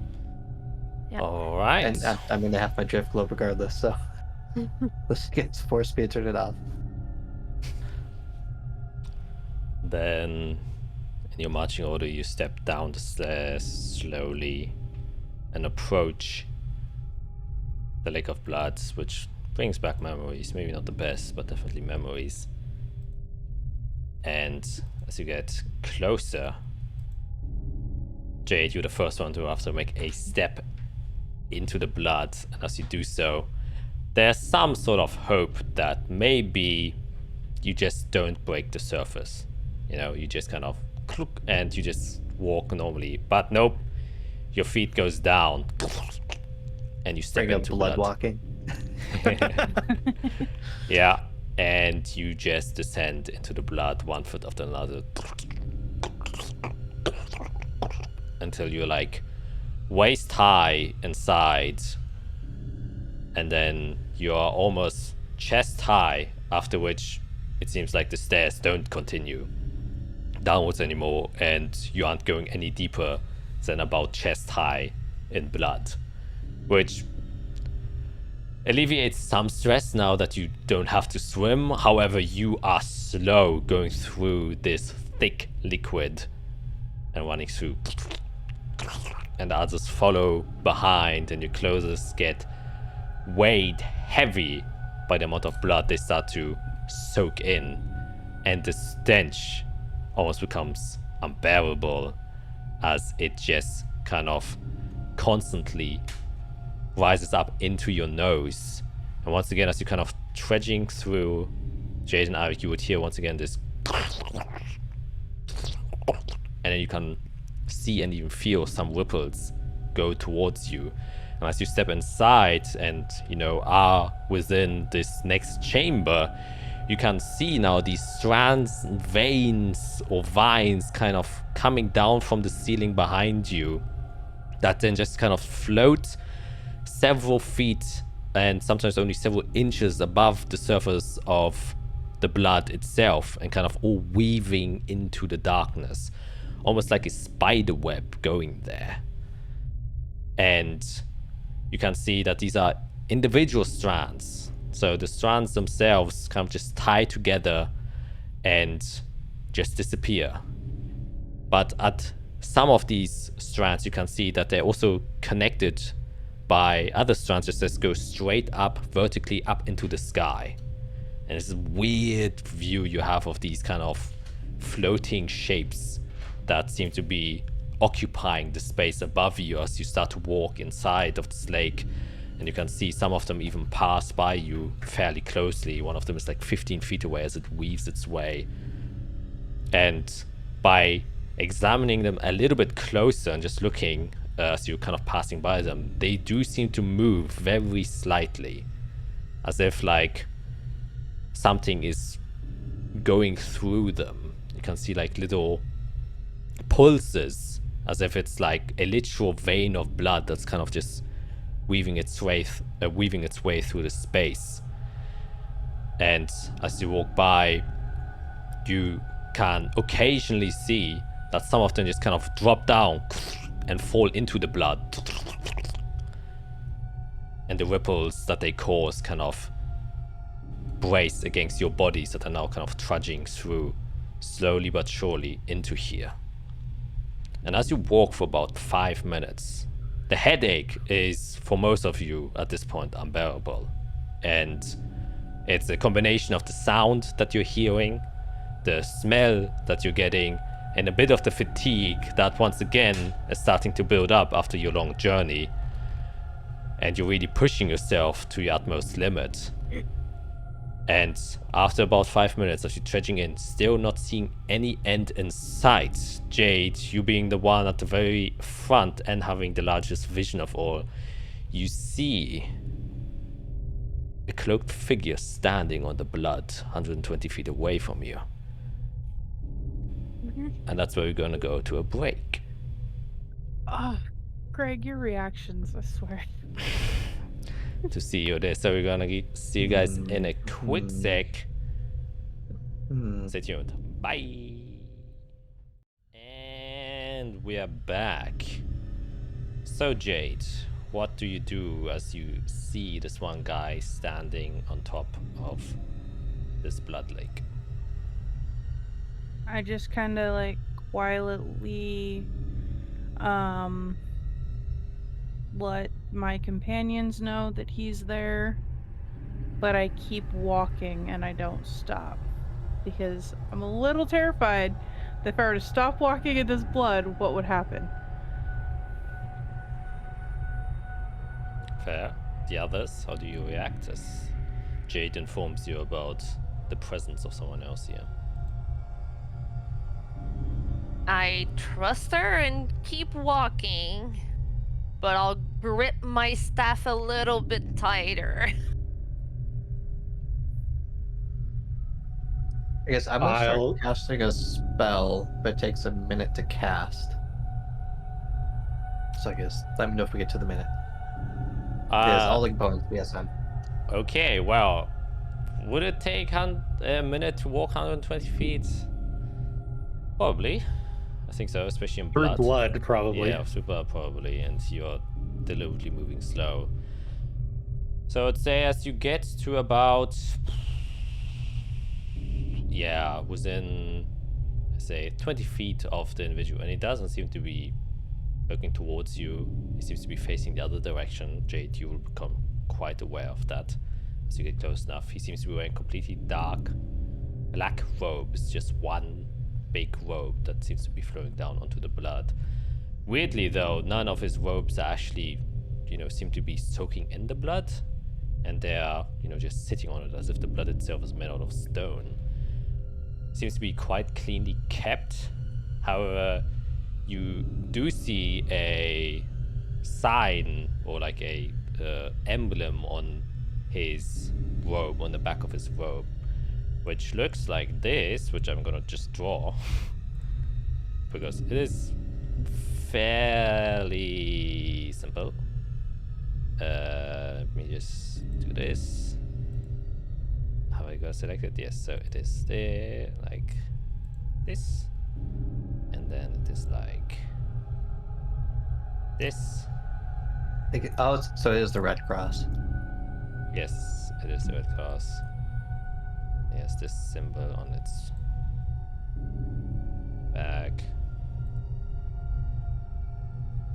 Wait.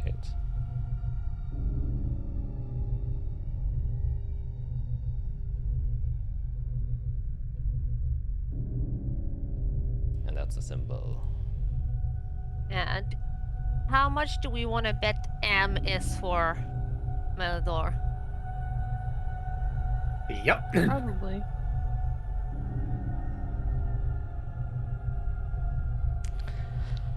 Yeah, I would say as you get to about 20 feet, a minute passes. Okay. Well, my spell's about to finish. I'm gonna freeze it and then put it in a bead form for an hour and just hold it when it's ready. All right. You get within 20 feet of it. Do you change anything? Do you still keep approaching? I guess, Jade, you're the one kind of helming this expedition, so it's up to you. Yeah, I'm just continuously walking. Okay, then just tell me your plan. We'll just walk past them. As we walk. Oh, sorry. As we get closer, I just kind of like bow my head and then try to walk past it. All right, so you just kind of bow your head and you try to walk past it, so you kind of sidestep a bit to the left since he's directly in front of you and start to walk next to it. How big of a curve would you sway away from them? Probably like 5 feet, like not like crazily, but also giving it space. 5 feet's pretty close. That's good point. I know. I That's know. right next to that. Okay. Oh, I'm very much It's aware. within reach. I am aware. Because I'm gonna give more burden than that. Okay. Kind of. I feel Kinda like we're wondering where gonna you're going. fan out and we're all gonna get like You just build this line. there's Jade, she's close, and then Fiera's a little further, and then I'm a little further, and then Irik's even a little further, and we just fan around it, and yeah, you know what? Yeah, you just create an orbit around Basically, yeah. this person. All right, as you're kind of stepping by, I presume some of you will somewhat look in that direction as you pass. I want to look at their face. Yeah. Yeah, you look What at are the they doing? I face. was gonna say. Yeah. I was gonna say as we kind of walk by, as I would actually. You're very right. I would kind of get as far away from. Oh that yeah, as possible. I totally see all of us just fan, and we're all of the line just pass Yeah. going. While we're walking, the waves and ripples that we're making, does it look like the waves and ripples are running up against a solid surface where that thing is standing, or does it look like it's going under the feet? Like, I'm trying to get a sense of if this is a statue connected to the ground that we're walking on, or is this thing separate from the space? Yeah, you can make an investigation check.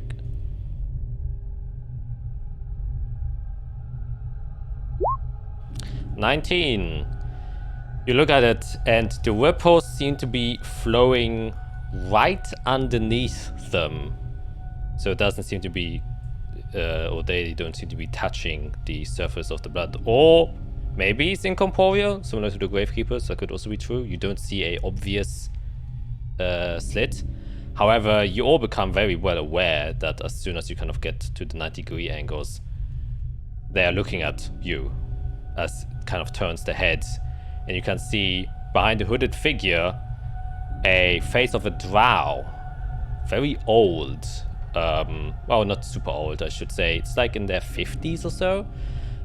For a drow, obviously, could mean that they're several centuries old.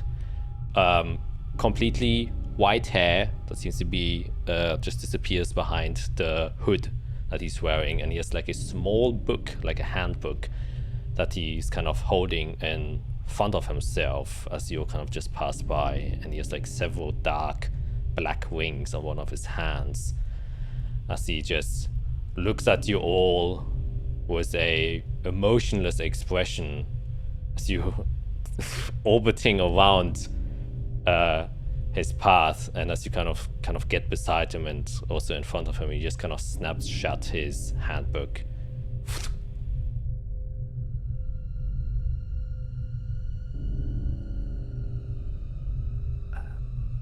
Well, hello?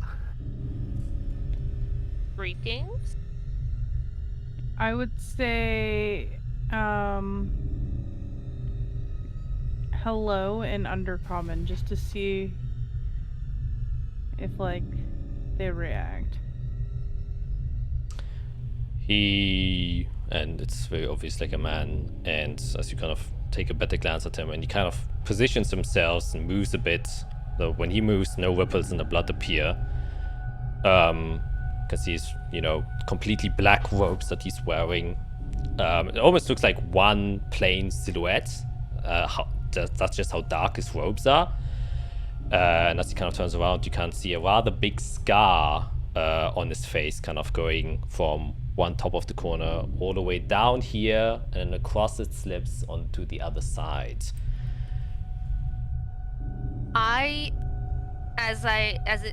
As he shuts his book, I will look at his hands. Both of his hands. Yeah. Look at them. They seem to be quite...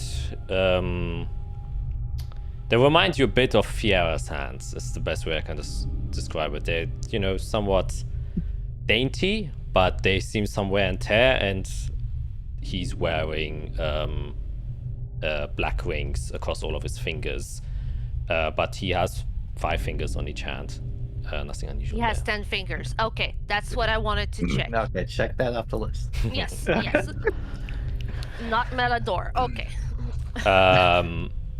And he kind of...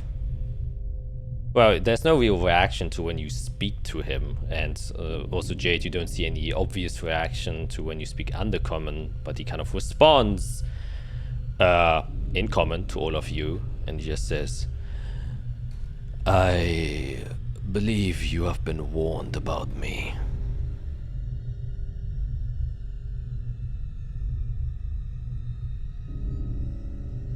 And it seems you've been warned of us. No. No. Perhaps a misunderstanding. My name is Xerxes. What is his name? Xerxes. I start backing up, like, quickly. He kind of lifts. Oh yeah, I'm grabbing. We're backing up. He lifts up his hand. You all can make a... What save is that again? Let me just double check. It should... This is bad. all make I a... don't remember. Was it who really this gonna is, be guys. good? A Constitution saving throw with disadvantage.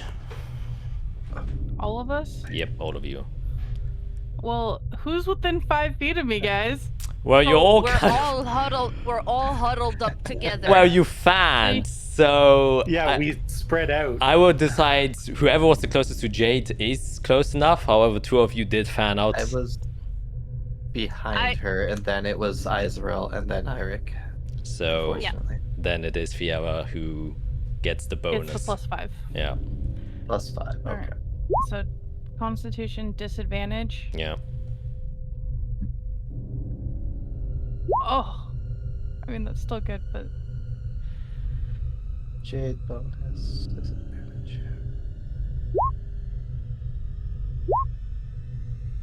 So you all fail. with an 18 we failed. Oh god.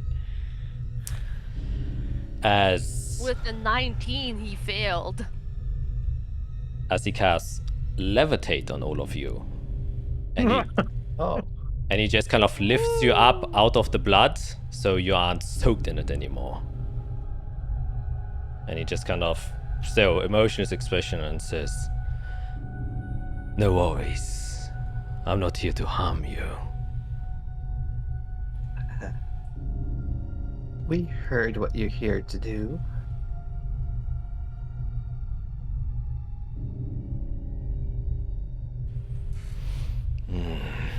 The source of your information might be a little bit jaded. I look at Jade. I'm just like, what? I beg my pardons, I have a knack for puns. No, I'm simply here as an observer. I believe you already know that anything that happens within my vicinity is an absolution. We've heard. I am here as an anchor to make sure that the next decision you make, the key you hold, is one that will not create any ripples. There will be no alternative to the choice you make here. And I'm simply here to enact on that very matter.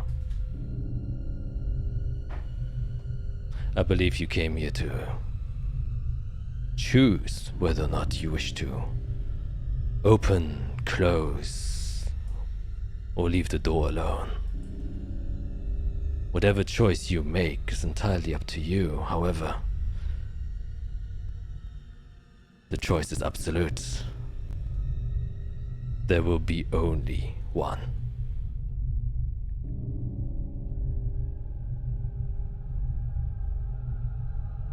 And why don't you make that choice?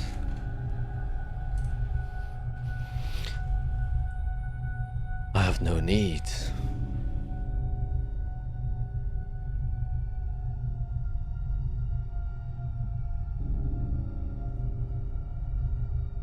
Need. That doesn't sound true.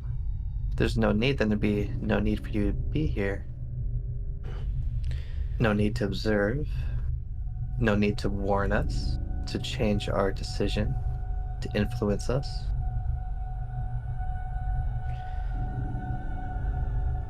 Fate can change in many different ways.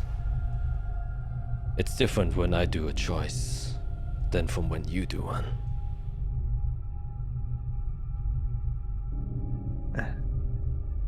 This choice you will make here will influence the path you all will take and will determine the future of the reality you're going to step into. This is not a choice I can make, nor a choice I wish to make. I know Zephyrus labels me as the greatest evil there is, but he's an old man. Someone who's seen a little bit too much.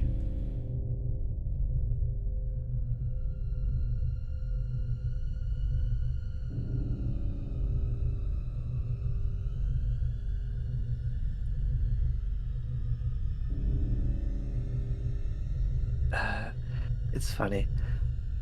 I was actually quite worried about you. as it seems my magic in particular is your polar opposite. I don't know if you're worried about age and time and experience being, well, outdated. That's interesting. You want to limit choices? You want to limit fates? You want to limit our choice in not just our lives, but the parallel lives? There has to be a goal there.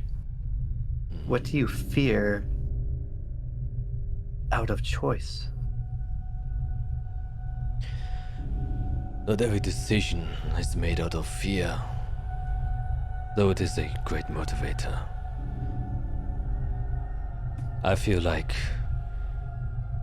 your rationality behind how you see the world is what blinds you. You believe that choice is what matters.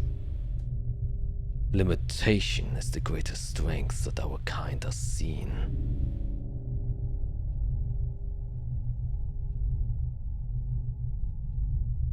Given all the options, and your experience through this dungeon should have informed you well enough. Given too many choices, you'll run in circles. You're in an infinite maze of possibilities where nothing gets done. What I try to achieve is absolution. It's decisive. I don't hesitate. But I also don't strain from letting other people to make their choice. Death is what gives life meaning. And death is absolute.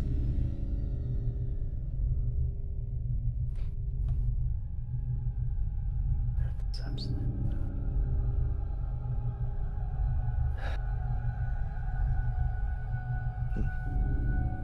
We have been getting better at being more decisive as this journey has gone on.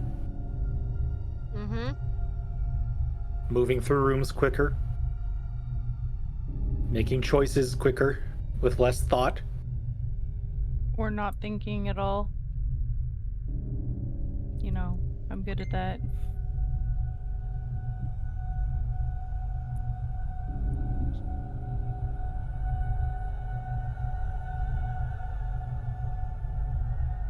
So how do we proceed?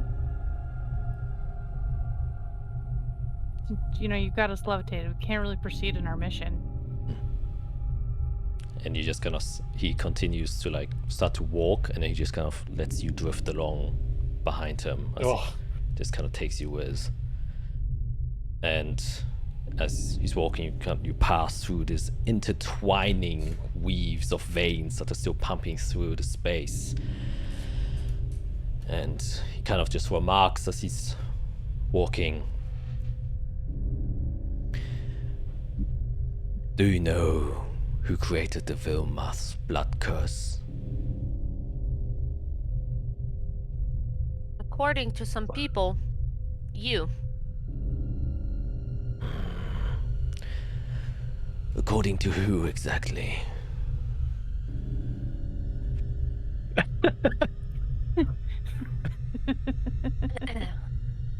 Icetrail just holds her finger up. Hang on, please. I assume we got it from the archive. I don't think we could have gotten it from anywhere else. Yes, it was from the archives.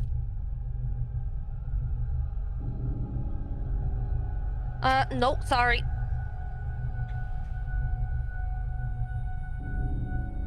It was before we went into the archives, so I do believe it was Zephygus that told us that. As he was explaining how his archives worked.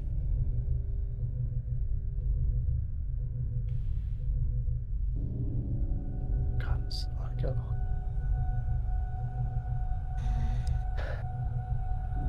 We heard it was you, but obviously it was many years ago. So none of our sources would have been alive at the time. Well, the one main source who spread those lies is and was definitely alive back then. The old man I mentioned.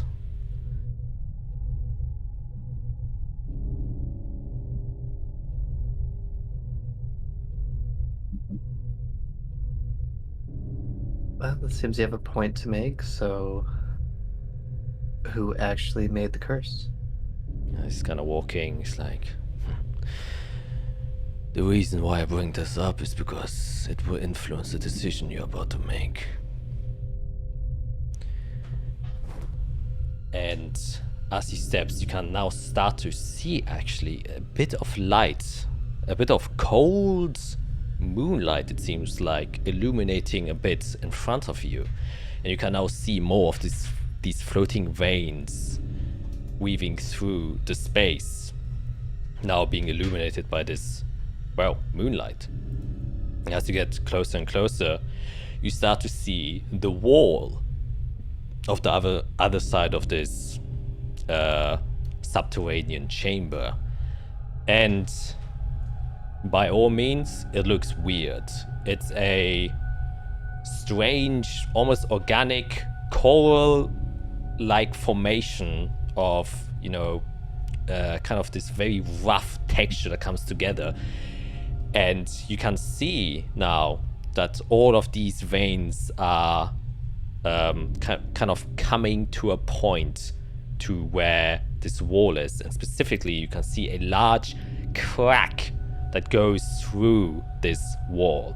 And it looks very much like scar tissue, just in huge.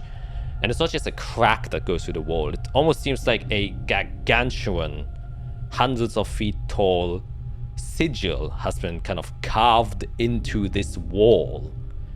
And you can feel an ever so present, not necessarily warmth, but a cold breeze kind of coming from this wall. And there's not much describing I can do, so I'll just show you. This is what the door looks like as you approach it. I did find it. Vera found a book in Sunanir when we were with Arya in Inquisition. With curses and their roots. Yep. And later on, Godric the High Cleric told us that Xerxes cursed an entire town.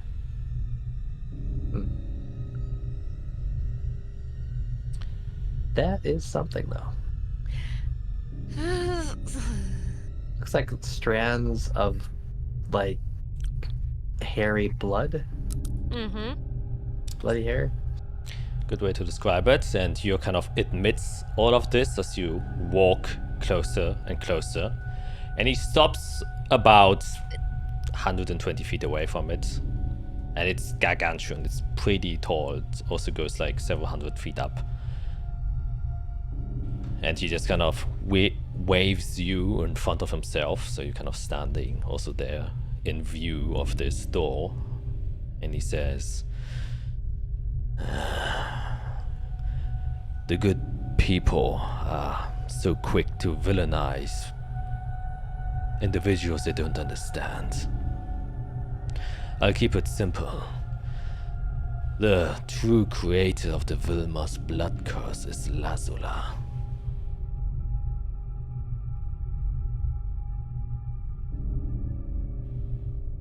Now you might be wondering, why did she do that?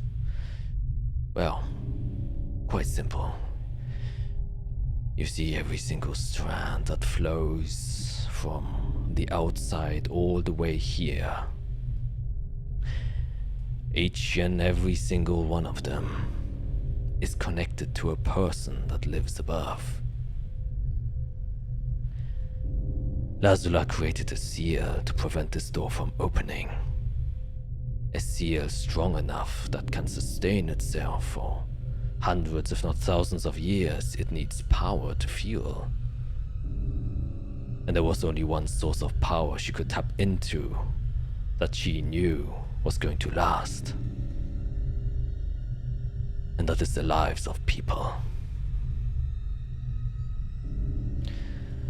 So, quite simply, Lazula's seal is Vilmar's blood curse. And in order to sustain it, it has to siphon the life energy of people so it doesn't break.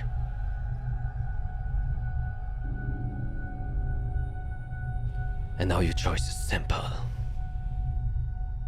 You can either unlock this door, remove Lazula's seal, undo Vilmar's blood curse, save the lives of thousands, if not 10,000 of people who are inflicted by it, but take the risk of unleashing what's ever behind this door.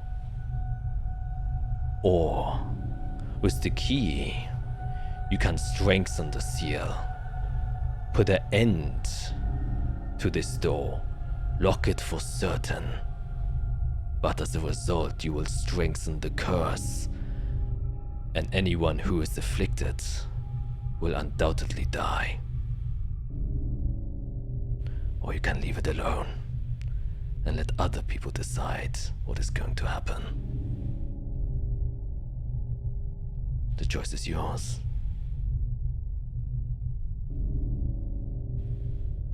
And he kind of lets go of the levitate spell, and you kind of all fall back into the blood, and he just kind of basically somewhat like steps aside. Where's the tome? Her tome. This is her tome. I don't suppose you're willing to hand that over, are you? I understand the urge to learn. Everything she has transcribed was used to create the seal. Unlock it, and it might be yours.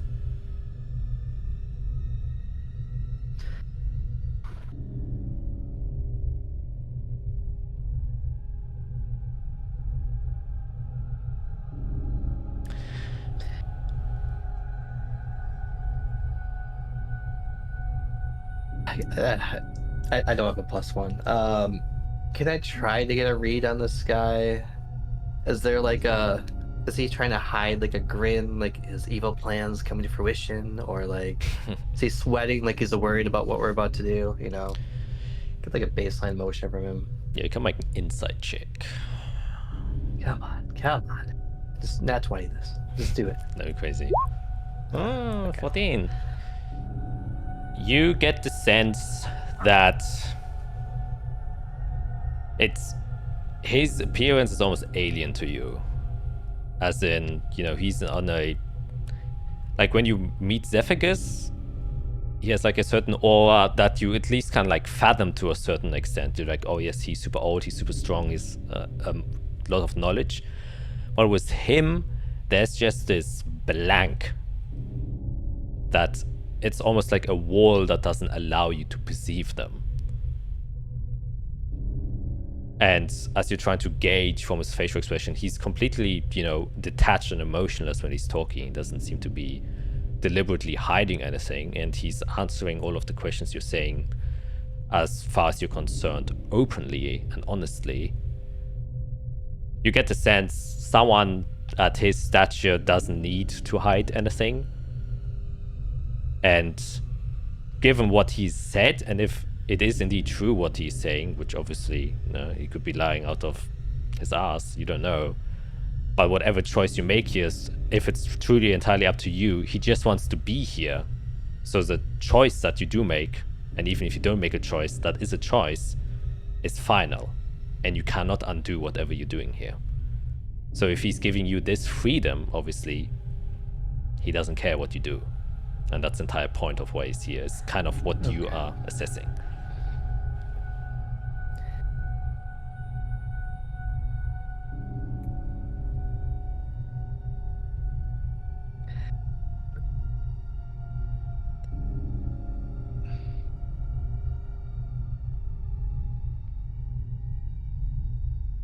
before we make a decision, we do this together, right? Kind of look at everybody. Mm-hmm. Indeed. I just have one request. I want that book.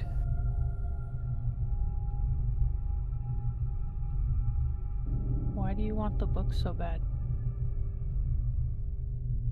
Because it holds information that can help us make a good decision. It's connected to this. And he's trying to keep it from us. And how do you expect us to get it from him? Doing what we're good at. Yikes. You want us to start a fight with him?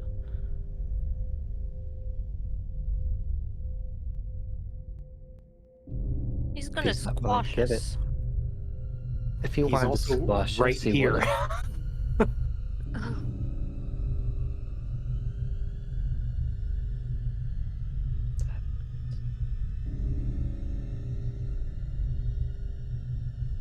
Well, if you want to start a fight, you know I'll have your back. Good. And I'll point at him, and Black Sand will start rapping, and I'll try to use momentary stasis. Alrighty, momentary stasis. Oof, I have to think about. It's a con It's been fun. save. It's been fun, guys. Oh my god. You know, Alright. I will roll it. I have to think about. Yep. All reality is how does this affect things? What does he have up? What can he do? Is he affected by this? Is he not affected by it? It's all information. Alright. So we can learn. The DC is 18 or 17? 17. Alright. So you do it, and he's kind of, after he dismissed you and went to the side, he's kind of reading through his little handbook once again, and you can see the black sand swirling, and then he disappears.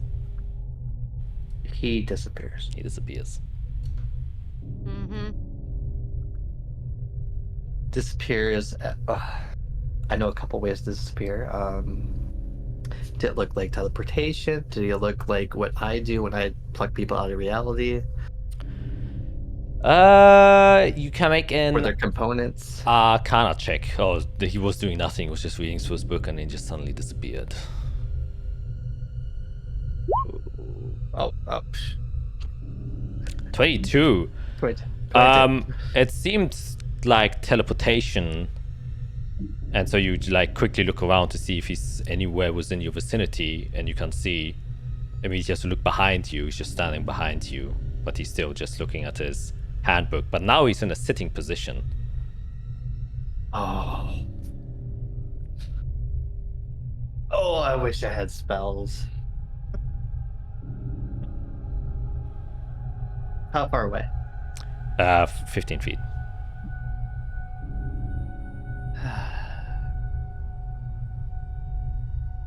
Alright, let's play. The sand whips up again. Goes to where he's sitting and starts wrapping around. Alright, as you do so, you notice that you cannot target him, as there's something preventing your magical effect from touching him. Similar to when you do your globe of invulnerability and how your magical effects cannot reach through you. Is there like a shape when it... I guess I can't target him. How does that work? Interesting.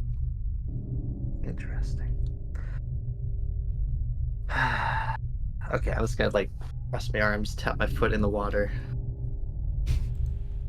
in the blood. in the blood. Yeah. You see he then kind of just starts to raise one finger from his book that he's holding. And then you all start to see just this black smoke start to appear underneath your feet. Oh gosh.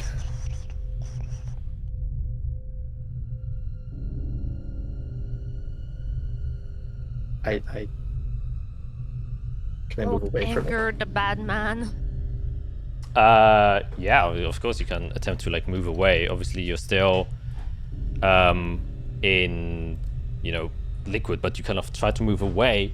But you can also see that it seems like the kind of fog that he's creating is doesn't go all the way out. In fact, it hits an edge, and as you try to move away, you also hit an edge, like an invisible wall that you just kind of bang your head against. And the cloud seems to be filling up this invisible cube that you're inside of. As you become strongly aware, and you recognize this magic instantly, you're inside of a wall of force. And then smoke starts to fill inside.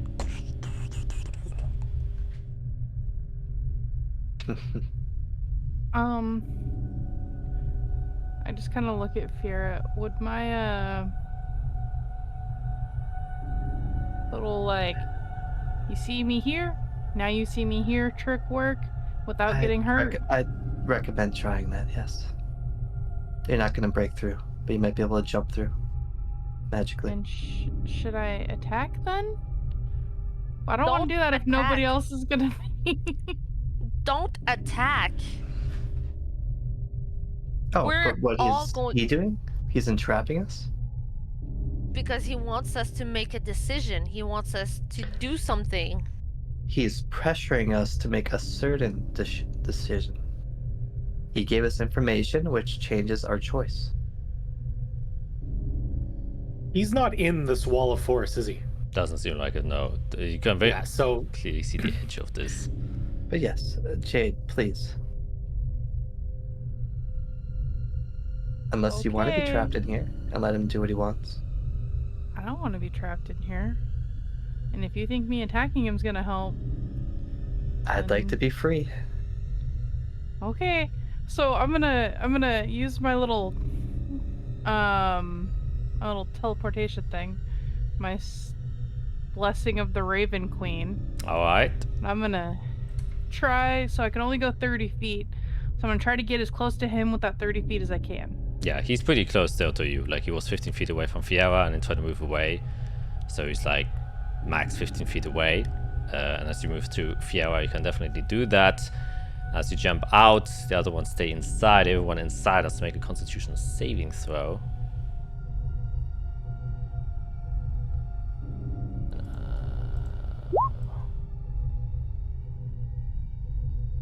Good night. As of course, I'm not in there to give you guys plus 5. I'm gonna give myself guidance.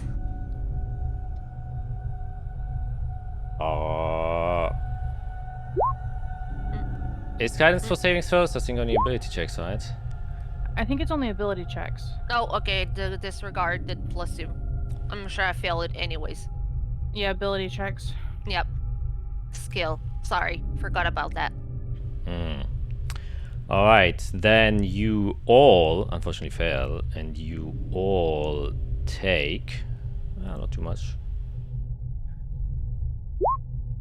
22 poison damage as you start to inhale these fumes and start to cough. As Jade, you go out and you can immediately see and hear your friends inside kind of coughing up a little bit of blood. As you go towards them and you attack him. Yeah, I'm furious. He's hurting my friend, so I'm gonna go in to attack him. Alright. Do that.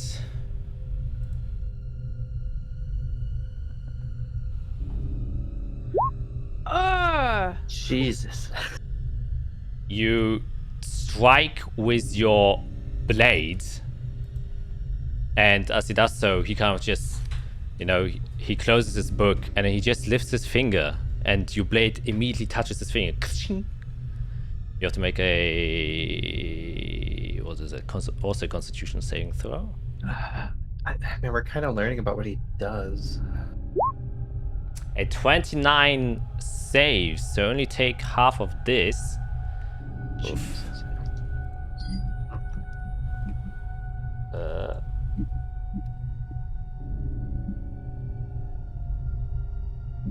Plus 30, which is 67, and so half of What kind 67. of damage is it?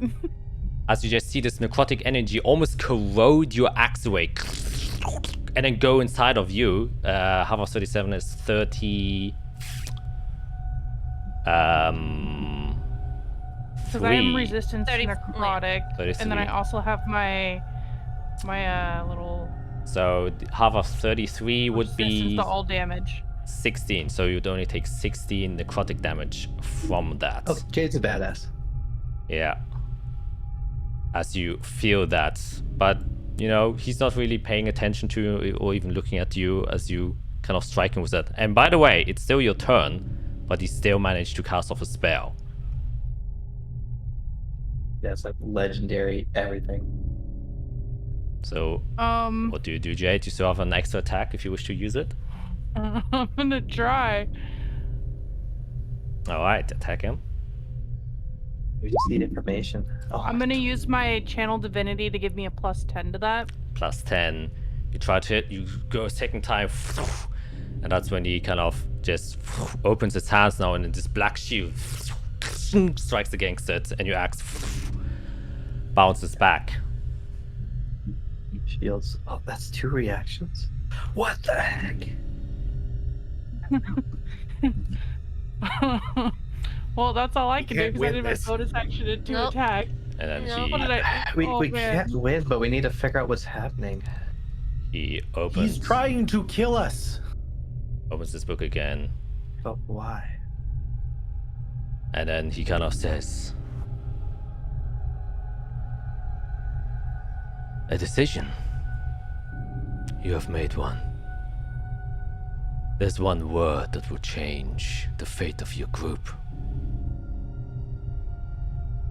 A word I don't often use. Dire consequences when I say it." Closes his book. Puts it into his robes. There are about 10 people on this continent who know how to speak this word to full effect. And then it's his turn now. He just kind of grabs your neck, Jade, and then just lifts you up. And you can feel the necrosis coming through his hand. Can make another Constitution saving throw. Oh, 31. Very nice. So you once again only take half of this. Half of half. Yes, half of half. Am I resistant? I just put. Oops. Why didn't it work? Slash oh, I have to do a space, right? Yes. So only 29, and then half of 29 is 14. 14. 14. Take 14 damage there. Just from those 2 attacks alone, Isara would be dead. Isara would be dead. I would be dead too. So now we kind of go back to the top of the turn. Ivik, Fiera, and Isra. Anything you would like to do? We're inside a wall of forest that has a poison cloud, so we either need to disperse the cloud, or you can teleport outside of it if you can. Nope, I've used it. Inside a used wall it of all. forest. I can't destroy it.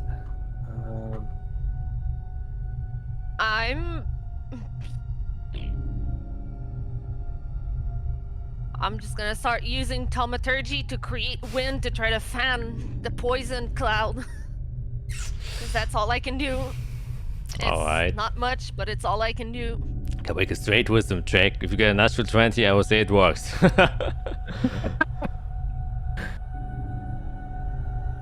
Nope. I'm just like. Yeah, fanning poisonous gas. Yeah. Within an No. enclosed space. It's all I can. I can I can do nothing. There is absolutely nothing I can do. I am completely useless.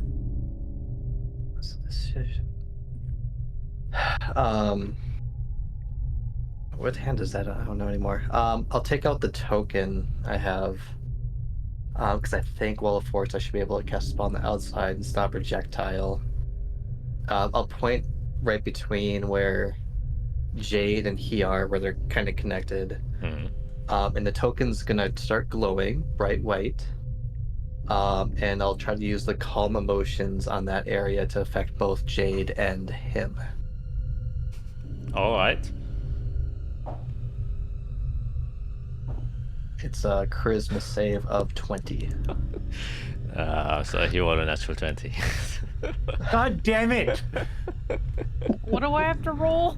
A charisma Charisma. save, Charisma. which you should be pretty good at. Yeah, you also make it. Okay. To be fair, he doesn't seem to be flustered or anything. Yeah. But I know he's about to do. Probably. Okay, I'll just... I'll run up to the wall and just... Okay. We'll make the decision. Open. Close. We're not going to leave it to somebody else. And I'll take out the key.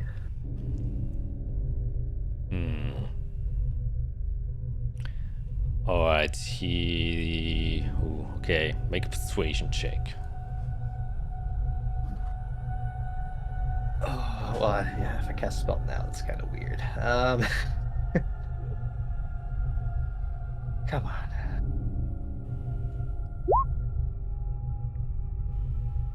Oh, holy shit. As you say that, and he's still kind of holding Jade in the air at her neck, choking her. You see him kind of almost start to like say a word, and you can all immediately feel a spike in energy that just increases, and it's a sort of as if he's like for brief moment untapping or like letting down his shield, because prior to this you couldn't feel anything, and you can feel this wave of just almost just like you're looking at death for a very brief moment as this energy kind of unleashes, and you can see a bit of black smoke kind of emanating from his mouth as he opens to prepare to say this word. And before he says it, Fiera, you kind of say this.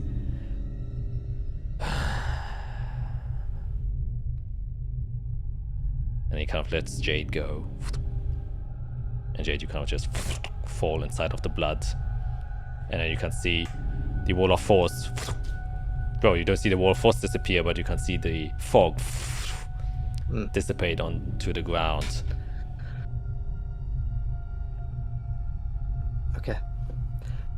Everyone, follow me to the gate. And we'll decide.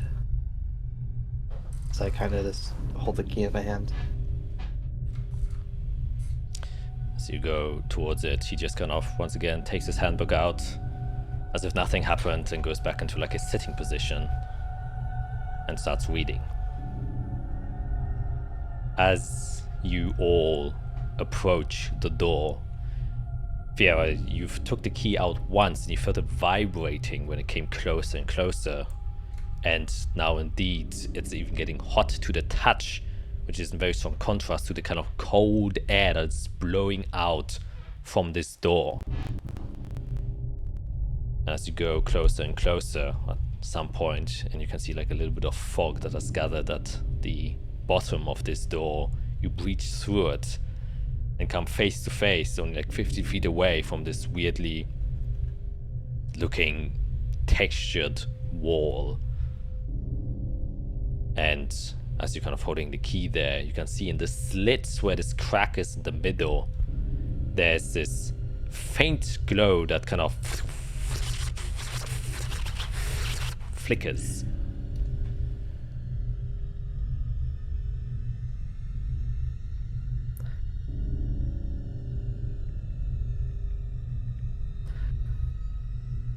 guess just to put it out there, so we know what we're dealing with.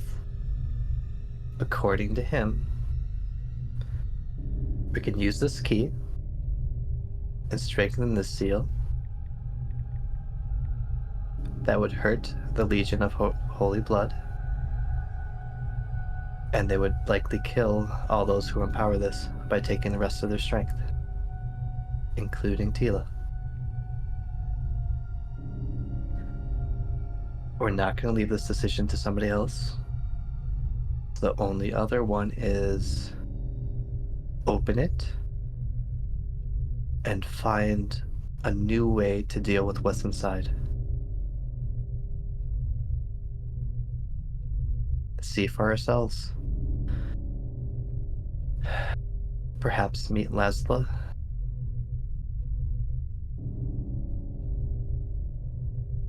I think we should.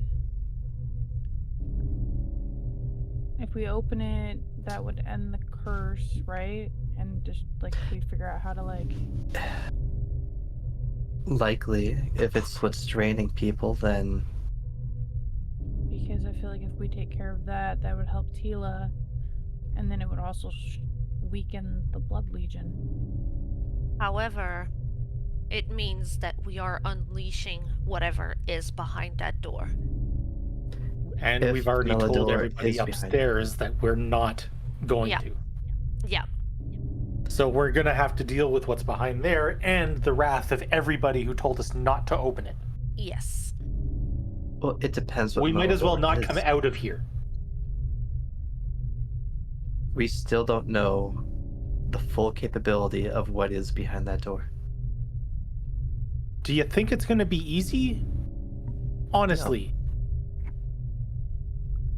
I don't. If we open this door, we die. It's simple as that. As simple as that. If we There's don't die no because of guarantee of what's that. No, if we don't die because of what's behind the door, everyone else we've made a promise to will turn on us. And we will die. I don't think that's a guarantee. I think if we open this door, it's an opportunity for us to grow, for us to learn, for us to overcome an obstacle and become something more than we are, that we've been, like we've been doing. We've done a lot of great good. And I think we can rise to whatever is on the other side of that door. It's not today. Probably won't be tomorrow. But with enough time together, we can think of another plan, another seal. We can So far, find the other only help people out there. The only people out there who have been trying to kill us have been evil people. If we open this door, all of the good people we know are going to try to kill us. We might not die right away when we get out, but we're going to have every single person on this earth, planet, whatever. Continent. Thank you. Every single person is going to be against us, good or bad. It doesn't matter how much time we take to get better and learn and improve our skills. We're already on the back foot fighting evil. Do you want to be on the back foot fighting good too? So if What we does that make seal us? it- That makes us the target. So if we seal it, that still weakens the Blood Legion because they can't get what they want. Melador would likely be trapped for a long time. Hundreds, thousands of years, we don't know, but at least for now, that seal would strengthen, and they would not have access to him and his magic. And we said we wouldn't let Melador out. That's not the purpose of why we came down here. But it would kill how many people? Thousands? Tens of thousands? We don't know how many people are cursed by this. Can you count the strands? What if one of these strands can do more good alive than dead? Half of them could. I like hypothetical conversation, but this isn't the time for hypothetical conversation. We have no way of knowing if any of these are tied to people who are going to make change or be good or whatever.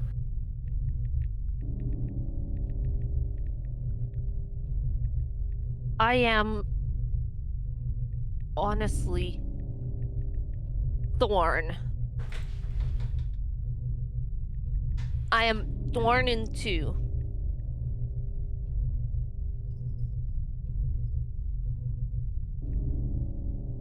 Because whichever decision we make, people are gonna die. There's one decision that can keep us alive.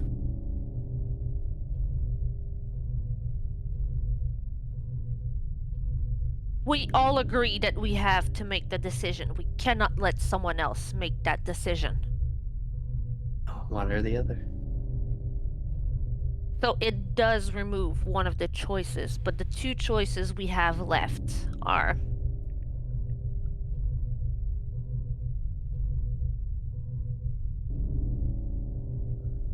I'd like to think that we can rise to this occasion and not just lock it away.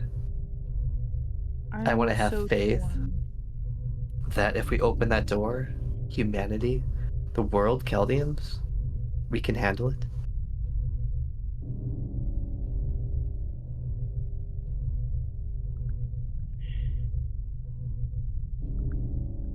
I'm torn. I want to try and save everyone from continually dying.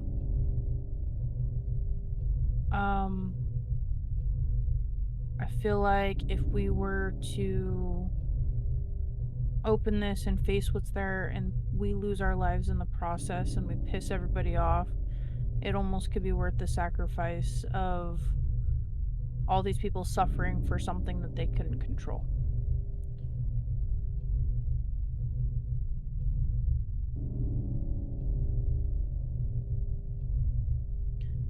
I know it would piss a lot of people off if we open this thing, but it could be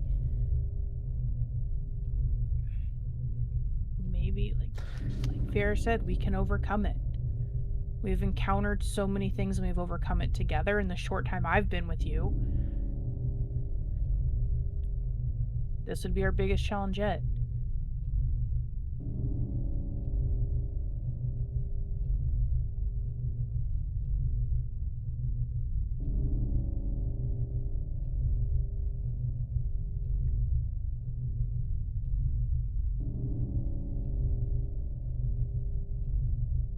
To be clear, whatever the choice is, I will not turn my back on you all. You've protected me. You've kept me alive. You've given me faith that I didn't know existed. You've helped me realize what certain things are about me. And I want that to continue. However, you know what my decision is. And that won't change. One way I'll be disappointed.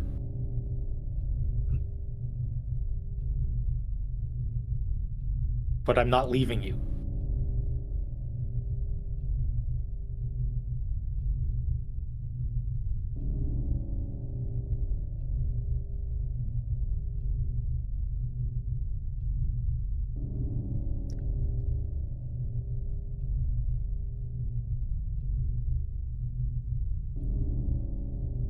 Where I look at Xerxes, the book reader. Has he, peeked an eyebrow at anything we've said from his book? He occasionally looks over, but then kind of always just returns into his book. Oh, I want that book.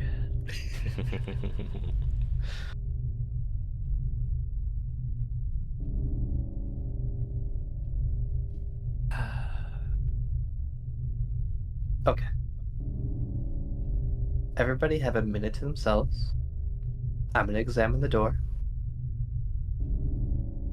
we come back, make a group vote, and if everybody's okay with it, we go through with it.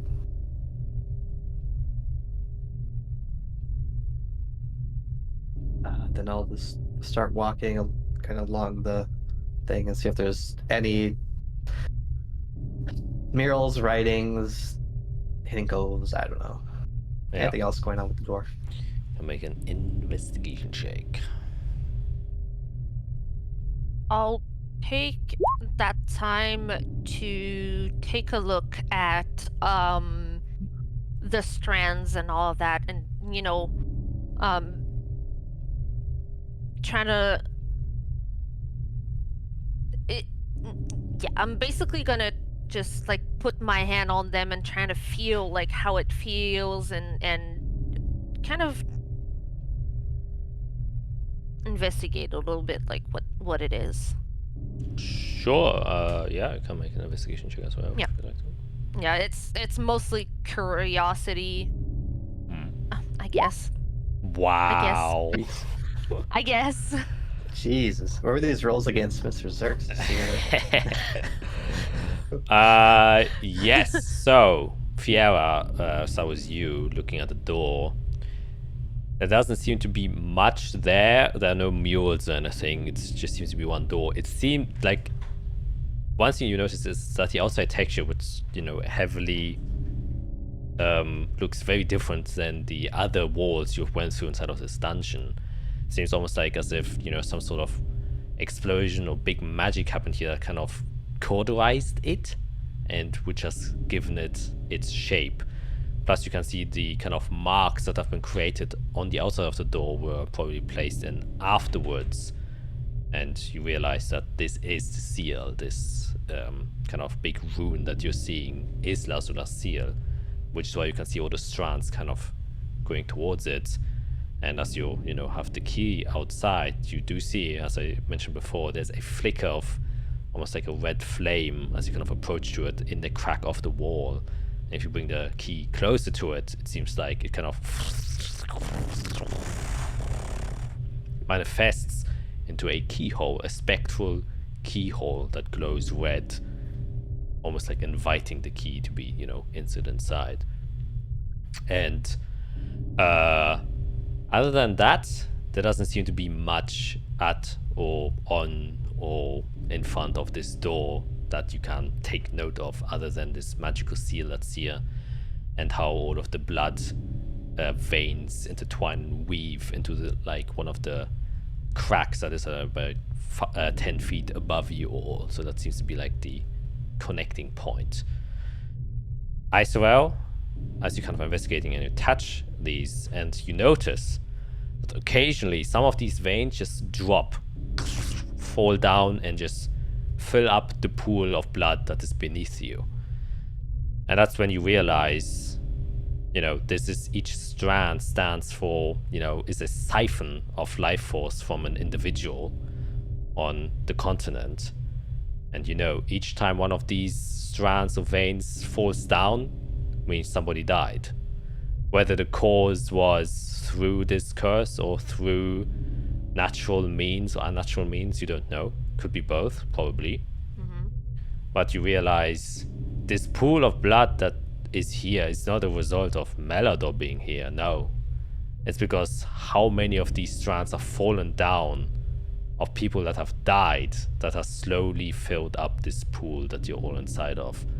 And just gauging from how big this pool is, you don't know how many hundreds of thousands of people must have died to fill up this pool to the point where it is now. And do I see, because we see strands falling down and knowing that it's a curse, do we see strands going up or appearing, or seems like there's a new person that's been cursed and there's a new attachment made or anything? That you do indeed. With an natural 20, you will definitely see that. You do, Okay. and in fact, only because you have a natural 20, the strand you see at one of them, it is very literally as thin as a hair starts to kind of grow down. and then kind of slowly weaves its way on the path towards where the door is. And it kind of just grows in space and slowly goes there as a new curse got put onto someone. And A I'll- baby. Hmm? It was probably put on a baby.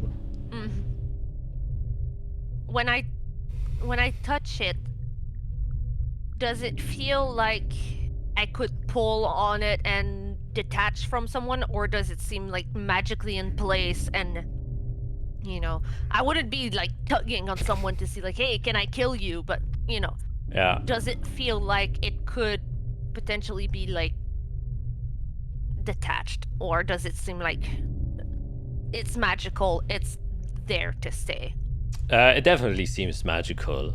Mm-hmm. To just from it fuels a magical seal and connects magically to some person, so it must be magical in nature. Yeah. You influencing us, you do notice that your presence, your presumed annihilation field, is somewhat disturbing these veins to a degree. You can see that as if you come into contact one, especially one that's kind of growing new, you start to feel like a weird tug at the side of your neck, and then a very sharp pinch comes as your own blood starts to kind of come out of your neck. And you feel like, oh, meddling too much in this might actually cause you to get inflicted with the curse as well. And so you immediately let go of it, and then it kind of, the blood disappears and kind of drips down your neck.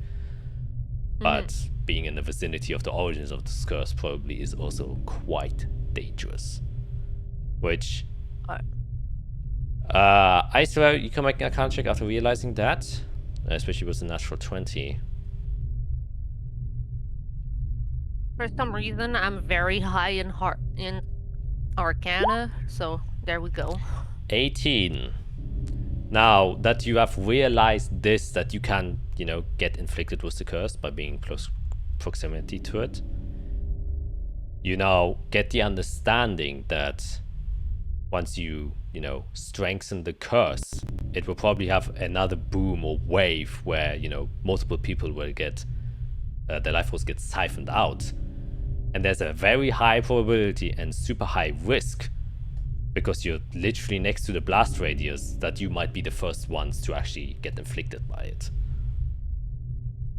It's not guaranteed, but it's a possibility. I will 100% share that with the group.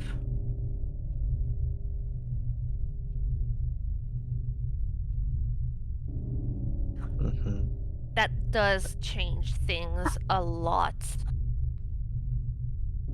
I mean, we could look for alternatives, like different power sources, but to power this would take a chest full of life chrysalis that we don't have.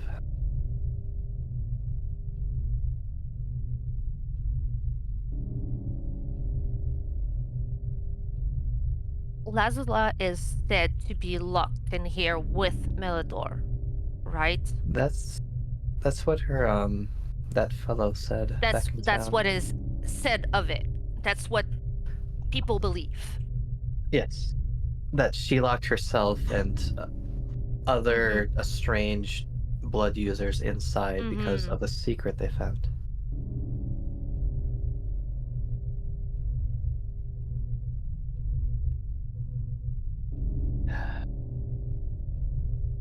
I think, unfortunately, I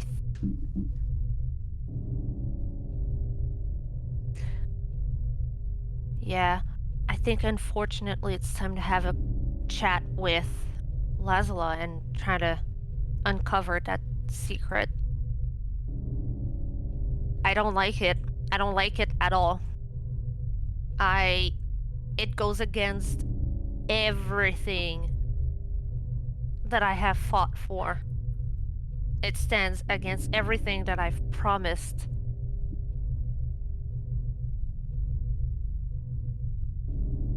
It could be our purpose, though. Maybe Lazula couldn't handle it herself.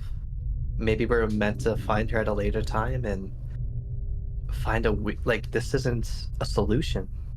This doesn't deal with Melidor. It lets him siphon this seal, and then now he's leaking out. This is not a solution to the problem, but maybe we can be. I think we are the solution. And not just for our reality. With Xerxes here, is it an if? Yes. But if we find a better solution, then it will ring out on all the parallel possibilities.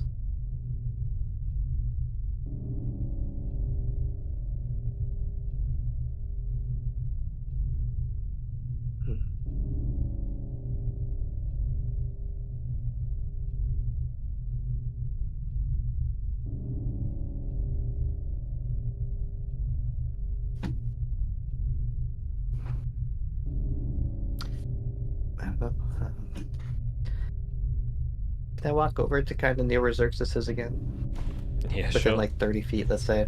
I'll stop. I say you are like around, like at all times, Okay. almost within 30 feet. Yeah. I don't know if I'll be able to talk to you again. Are you looking for the truth, like all the others I've met? The truth about blood, the truth about origin? Does it have any interest for you? No, I already know the truth. So you found out.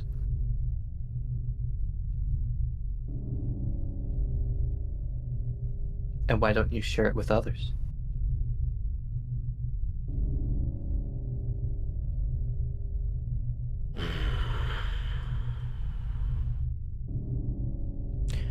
Who said I haven't?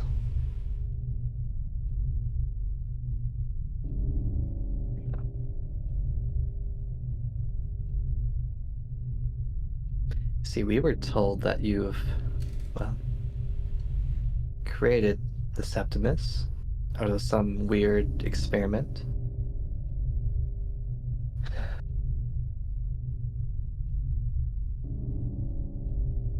So you're not working along with him? Did you share the truth with him and he's just doing your bidding now? I am not in any way affiliated with Septimus's doings. Though, Really? one might say that this entire scenario here is due to me trying to explain the truth to some people a long time ago. But as you see, it doesn't always turn out the way you expect.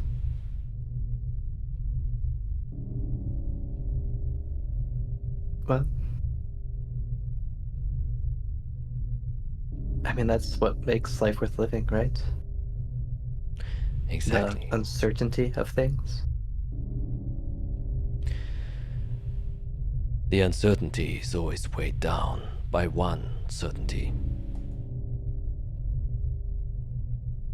One that is the same for all of us, and even the gods. I put it simply, death gives meaning to life. For that reason, one could argue that the sinners worshipped the gods the most, because they wanted to give their lives meaning.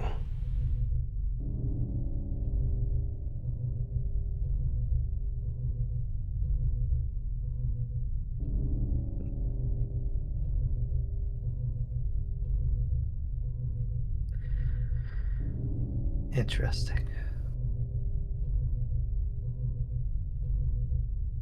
They said he looks old for a drow, but I mean, Yeah, like I in don't know this. if I've ever seen an old drow. I think you did actually. Who was it? Well, the what's it? I've seen like Shatter Kai, I think. Yeah, and they get to a similar age as Drow. They're like pretty, brothers and sisters. And the headmaster in the Vanswire district was super old, Mm-hmm. and he was Right. old.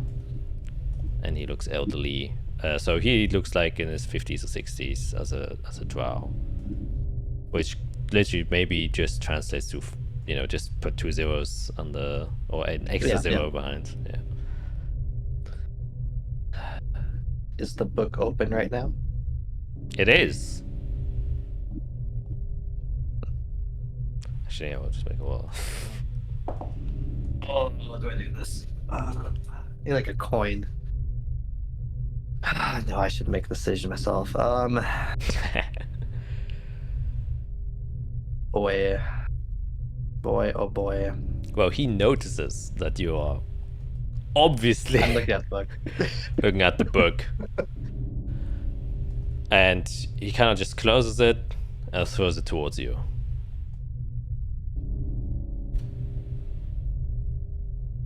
I freeze for a second, assuming it's a trap. Do you catch it or do you just let it? Oh, I'd probably like fumble, yeah. Is this about to... Did you... But like... I know. I have opened many traps. I have paid the price.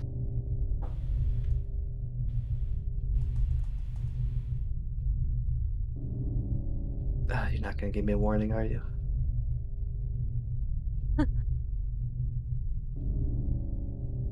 Take the bead that I made before, kind of just throw it up.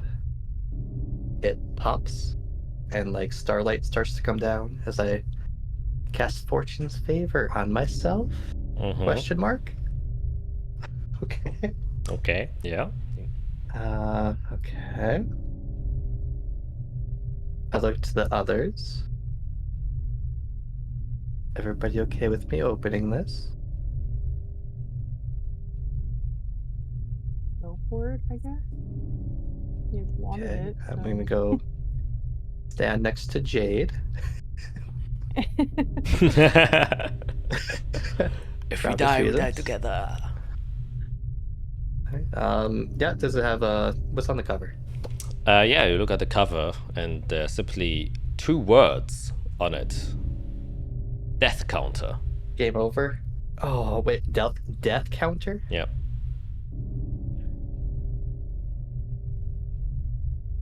Before you In do common? anything else, Yep. Jade is going to cast guidance on you because it lasts a minute. So you have that for a minute. Death counter. Interesting. What color is it? It's like black then? Yep. Like It's black. The pages are white though. death counter. Death counter. I mean, my brain's just going to like Death Note right now. But you gotta believe in yourself. Open it up. Okay, which page? First page. First page, you see written just in blank piece of page, very simple, a date, and you assume it's the date of today. 3592 PE, 10th day of Gadriel, and the 2nd Voss of Michael. Interesting.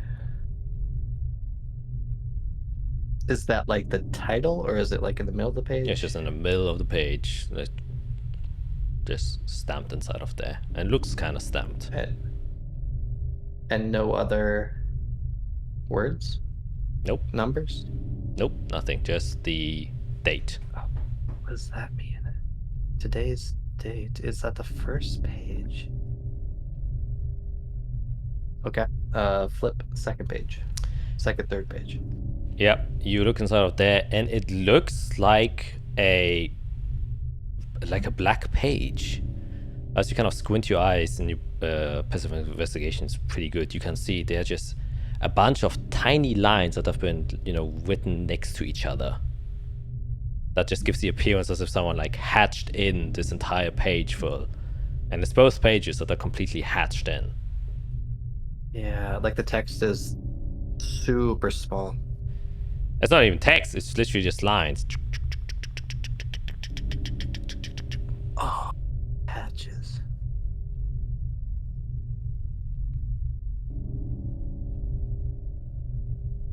I'll go to the end of the book. Go to like the last page, and there you can just see how the very smallly these hatches just continue to get written by themselves, like.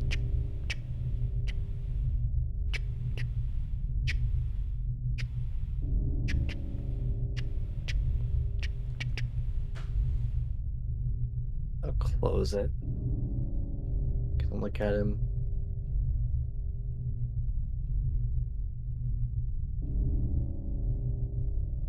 Why does this interest you?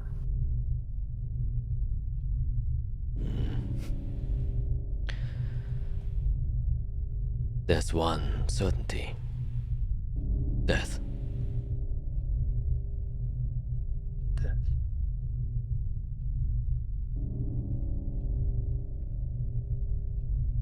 Go to like open my satchel, put it over it. Does he seem peeved that I'm about to store it? He doesn't- Wipe it. He doesn't seem to care much. Okay, I'll put it in there. Then close it.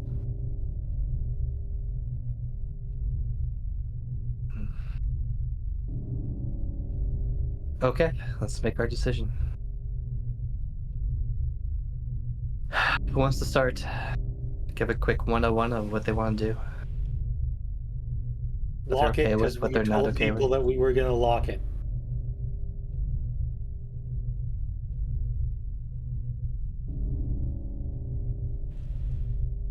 Okay. There's something to keeping our word and keeping our allies.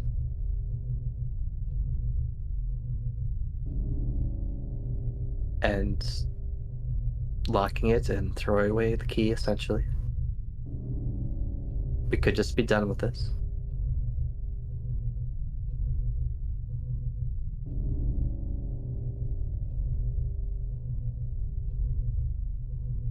And it would likely hurt the Legion of Holy Blood in some way if they didn't have access to this.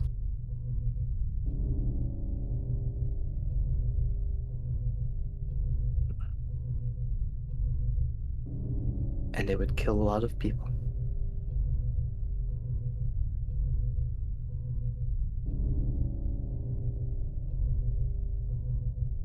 Azrael, what do you think? I was gonna ask you.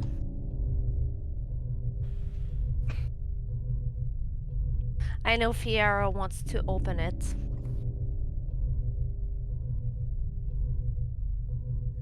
I'm genuinely very conflicted. I don't like to go back on my word, which is word is everything. Oh god. But also at the same time, by opening this, we have the potential of saving all of these people's lives, but also we could be unleashing something that's worse. I believe that as a group we can face it and we can deal with that. I'm kind of on the fence right now. Like, I don't know which path is the right path for us. Fences aren't be able to working in save this everyone. situation.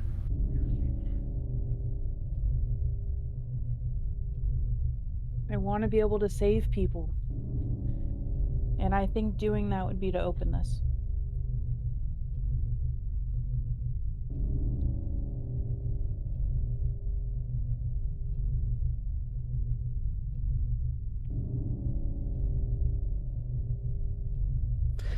One thing to keep in mind, 2 of you have sworn an oath.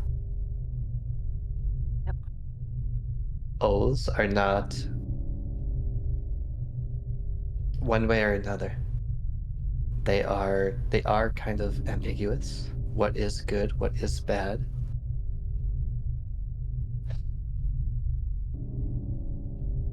At the end of the day, you just need to have faith that you're doing the right thing. I swore an oath to the protectors of this place. I promised that I would act on what this place was made to be. I swore and made an oath that I would seal back Melador. That's what I want to do.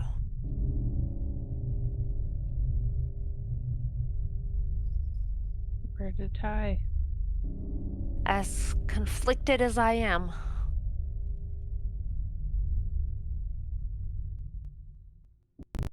Because of a What if you could tie. end it though? Like, yes, Meldor, we can just seal. What if we could just end it? End whatever evil it is for good. Not just for the next person in 1,000 years to have the same dilemma.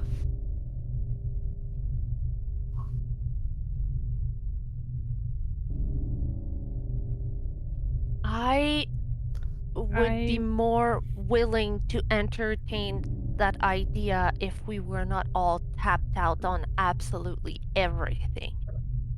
We have no way of defending ourselves against anything that is going on behind those doors.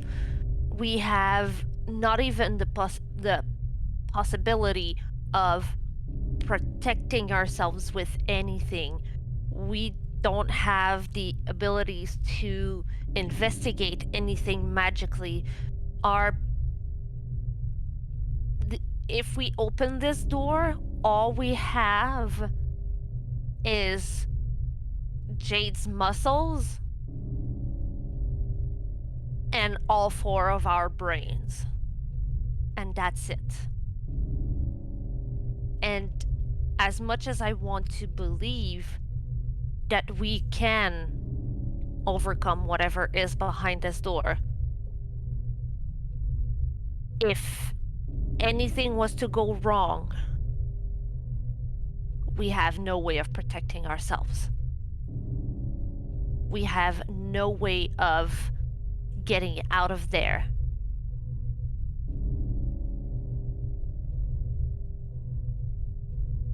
And that's what scares me the most. I am all for sacrificing myself for the better good, but I still want to have a fighting chance.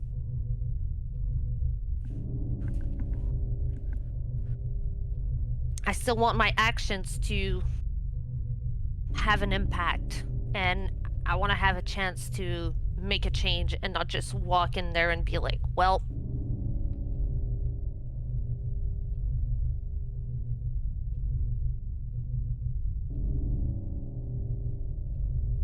we clearly can't not make a decision.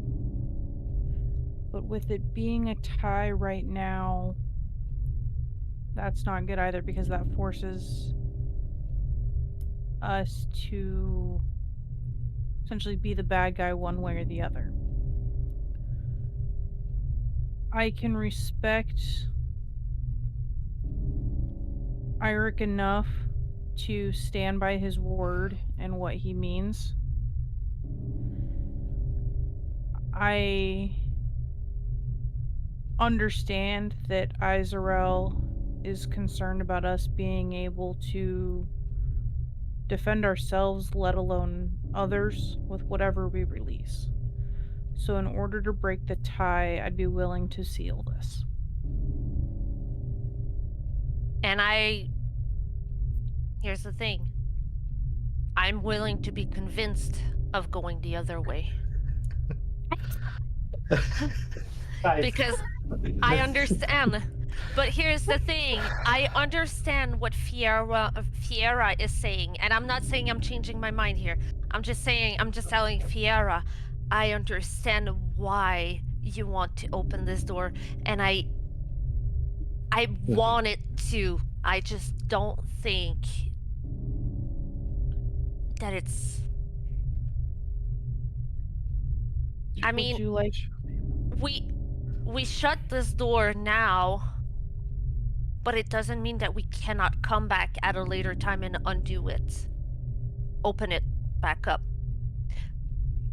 I'm guessing the key is gonna disappear. If I I- told you my reasonings for wanting to open this door, do you think that could we're all sway you ears. that way?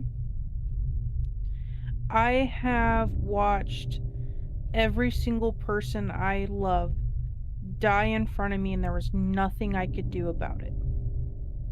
These people that are attached to these curses are going to die, and there's nothing they can do about it. We have the ability to save lives, and I feel like saving those lives would save a lot of people from hurting further. I think opening this vault would be a way to honor my family, to show that I can show compassion at the sacrifice of myself for others to live. I would earn my honor back.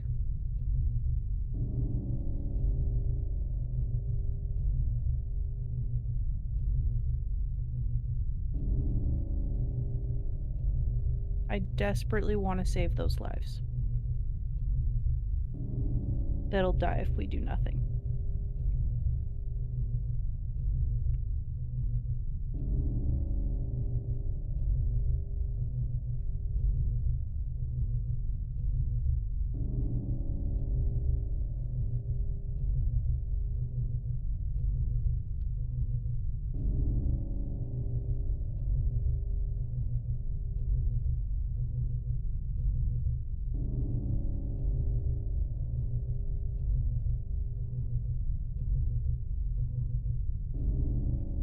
Jack's over there like, what are they gonna do?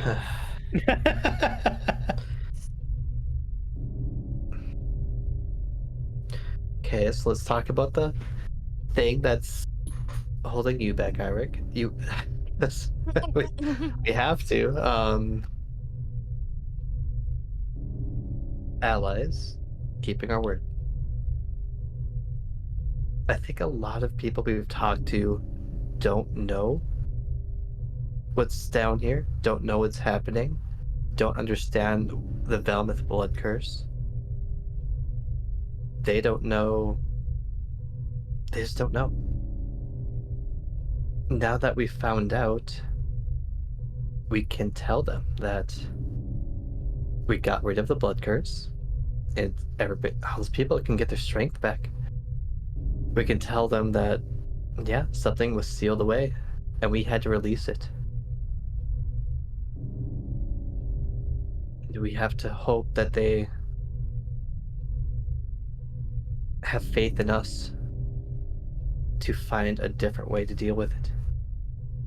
It sucks that we're gonna have to step up and fight with Sever on the other side of this. Hopefully not today. I'm hoping that Lazula's in there and she can help us get out. Or that this thing might just ignore us and leave us alone, but there's a lot of uncertainty in opening this. I don't think we're just gonna lose our allies though. Because at the end of the day, we were the ones who found out what is going on. And we had to make a decision. And we made the one that saves the most lives. And we're the ones that are gonna try to make it right. Because we have the information. We have tenuous allies. But you also have me. I walk between both sides of the divine, the light and the dark. They're not just gonna let this be, they're gonna help us. They're always gonna be our allies. Arsason helped us all the way to this dungeon, to this door. And you can maybe try to reach out, see what they think. You are oathbound now. Or This isn't about Tolvar.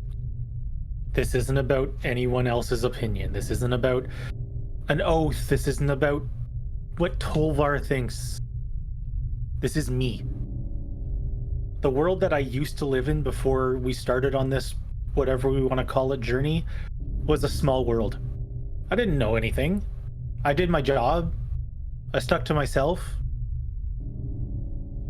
I've since been opened up to what could potentially be out in that world. That's scary, but I am not a person who's ever supposed to make choices like this. My world is based in reality. My world is based in pragmatism. We've told people we weren't going to open it. And being true to a word is more faithful for me.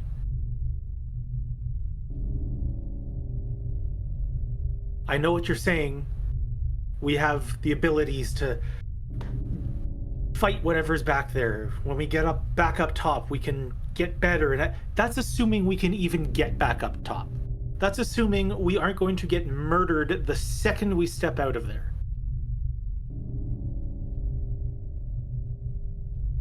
This world has opened up so much for me in such a short period of time. Everything is overwhelming. The only thing that keeps me grounded is sticking to a word. I've given you my word that I will not let you three down. But, like I said, there is one choice that might be made here that will leave me feeling horrible.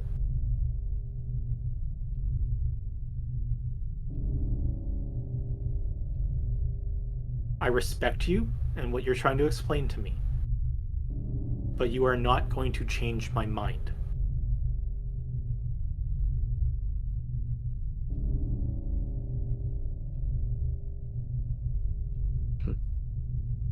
Honestly, that's probably a good thing. I respect that.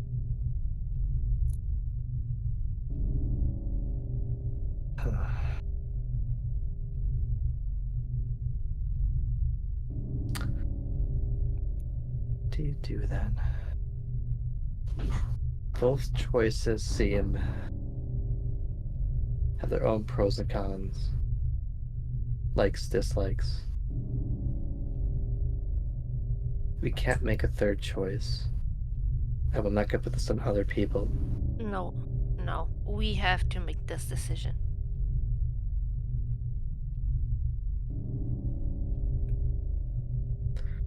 We seal it. We're ending that chapter.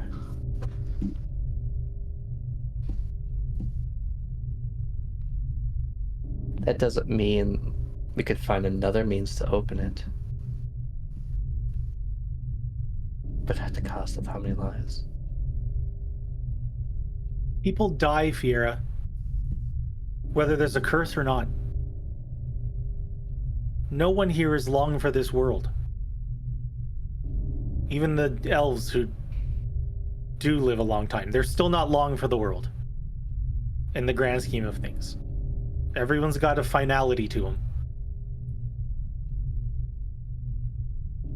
The curse is devastating.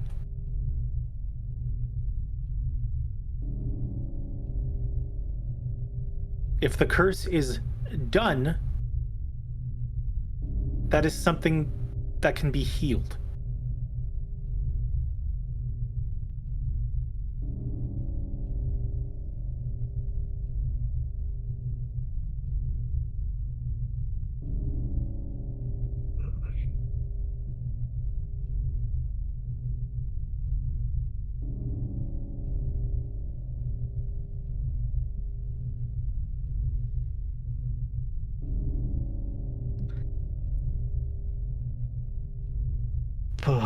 What do we do? Oh.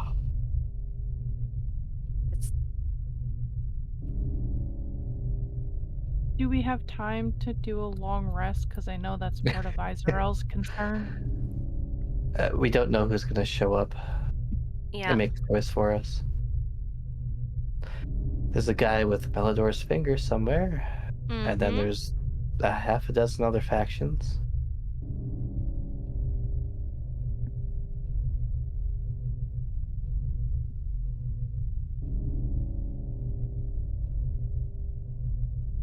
Trying to think of a way to use future foresight here, but I don't know what we could gain that would be useful. About opening a door.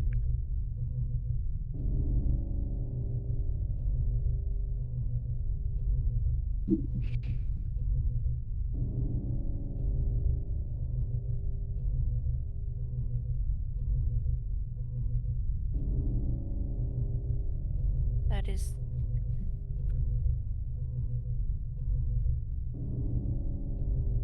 I am.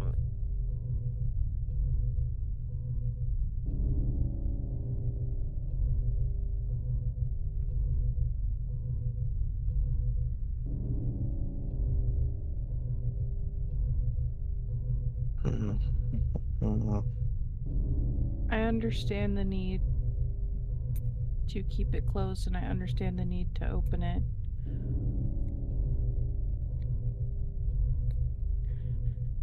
If we are still at a standstill after hearing everyone's sides, I still stand by. I would be willing to seal it shut and break the tie. We have to come to conclusion, and we all have very valid reasons of why we feel the way that we feel. Choice. But giving your word is an honor that's not one that should be broken. So I respect Eirik for still standing by it.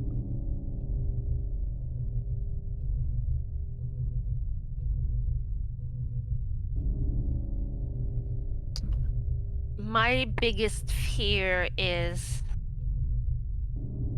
what happens if Eirik and I break our oath.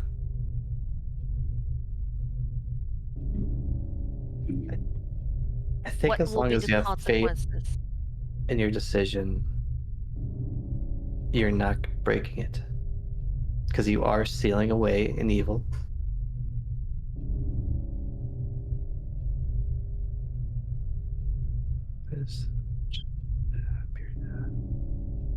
Still challenged. I threw it a couple times. No matter what, I feel like Eirik could be in trouble if we do open it when you put it like that, because he clearly does not want it to be opened. So if we were to open it, would that compel him to hurt us? I don't know the circumstances of the oath that he had sworn, or even Israel for that matter. Because if they're not wanting to open it and we open it, that could potentially be a problem. They wouldn't be breaking their oath, but we are. Because they're with us. I was wondering, do one of you want to try to reach out to Artisan? Or are we just leaving this up to us? I can try.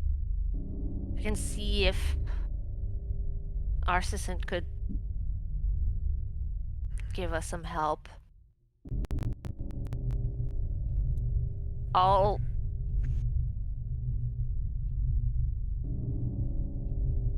sit in the blood, and it's probably gonna go up to here. Mm-hmm. And I'll get into my meditating position, and I will try to reach out to Harsisan. All right.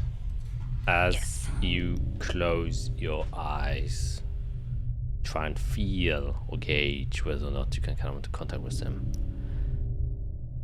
It becomes very quickly apparent, as when you entered and came close, that the eyes that were watching you closed. Mm-hmm. Not even Servalon is with you here. Okay, so we're alone?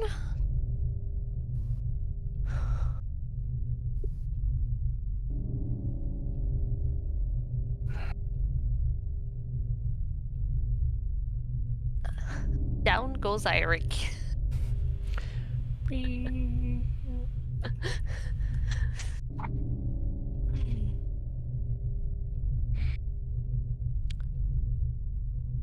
So, if all of the eyes are closed,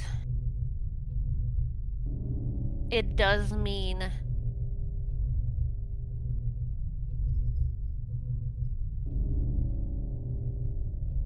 top hat guy is not here. That means Well, we're also next to Xerxes, who makes things a little difficult. well, that's the thing.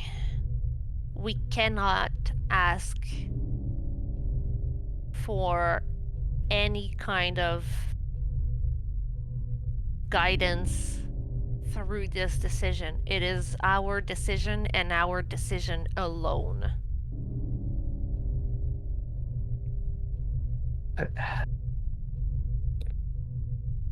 My biggest problem is the lives. We're taking away choice, we're taking away futures, we're taking away our connection to other people. One thing I've learned is that we're all connected through time, gravity, space, life. Life is the most precious thing.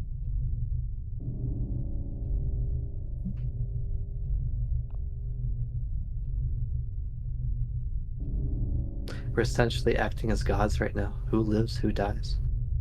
What future is made?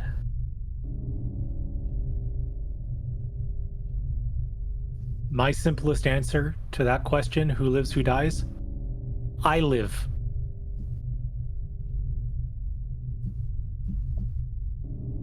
I want to be selfish in this moment. Sorry. Selfish.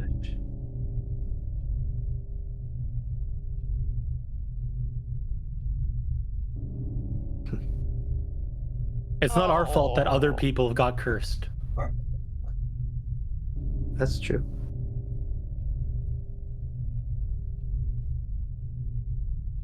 People will die either way. If not by the curse, by other things. There are so many forces at hand right now. And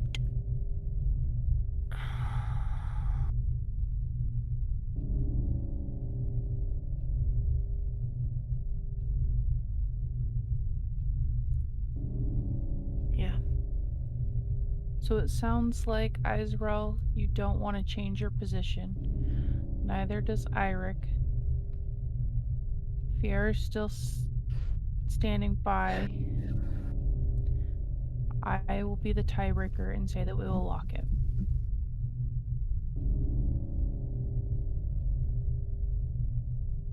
In that case,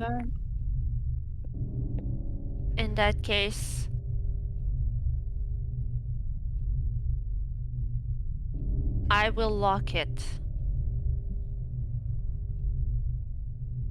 I will lock it, and I will ask you all to walk away as far as possible, so that if this curse does explode, only one of us is exposed to it. Izrael, would you let me do that, please? I've sworn an oath. If I am to break my oath, I want to be the one to do it. I swore an oath. I want to do it. Sorry, not that. That tome it gave me wasn't Lazlo's tome, was it? Because it was called Death Counter. When I asked him about Lazlo's tome, did he say he had it? No. Or did I mishear that? No, he said this is Lazarus' tome. Yeah, it's infused As in the door. Yeah, as in this room is Lazarus' tome. That misread the key? I probably did. To lock the tome and cave. So the tome became like, okay. Mm-hmm. Interesting. Okay. all of the answers that we can get are around us right now.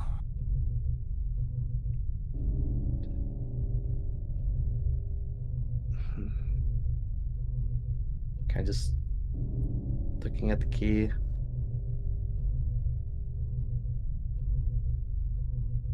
I'm supposed to be your guides. I guess if we go down a path where this doesn't go well, you could probably guide us out of it.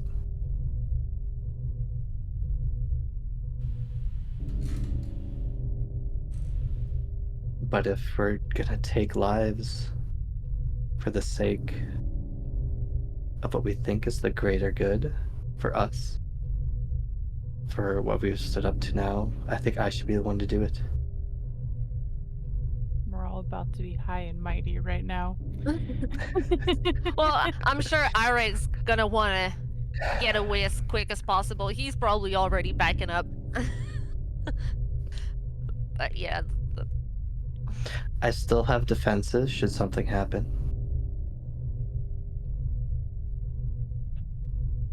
And I can buy time for myself if I need to. I can't watch you all die. Nothing's gonna happen. It's just gonna be great. Everything's gonna be fine. Izrael's gonna lock it. It's all just gonna be a bad dream. We're gonna wake up in our beds, and nothing ever happened. The end. Clap. Fiera, let Izrael do this. I don't think she should. I have a thought lot her more oath- experience in the arcane than anyone here. I thought her oath was to seal it. Her, well, I can pull up the oath. I wasn't here for the oath, so I genuinely Yeah. don't know. Yeah, well, the oath is Yeah. also Yeah. a bit ambiguous. Oh boy, oh god, there's so much stuff in here. I'm gonna find it. There it is. We're also in a place that we're not technically being watched or overseen by anything. Mm-hmm. The To prayer end the here. wickedness, the impurity, and the sins of those who choose to go against the light. To end the wickedness. And we think that sealing it is the end, as it may very well be. If my oath shall be challenged, then the chains of judgment shall shackle my soul to adhere to the words I have thus spoken and sworn today, that they may tear my limbs off my body if I resist their pull towards righteousness. If we do not seal this door, Eirik and I will be shattered to pieces. Please let Izrael seal this door.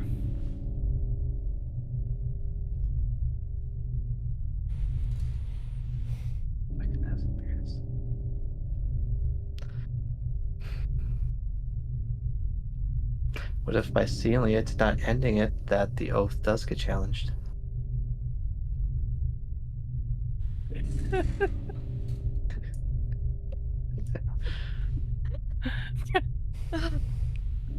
At this point, Jane's about to just take the key from you and just go seal it. No, I'll put my hand up towards. By the way, Fiera also spoke the oath. It's not like you didn't do it. Mm-hmm.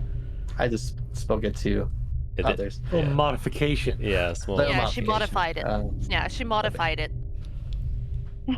But we all basically said, all three of us basically said that if we do not seal that freaking door, we'll get shattered to pieces.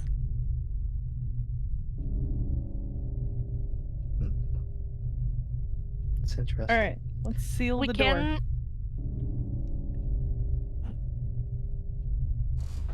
I do not wish death on anyone that is not deserving. This is a very, very, very, very hard choice to be doing.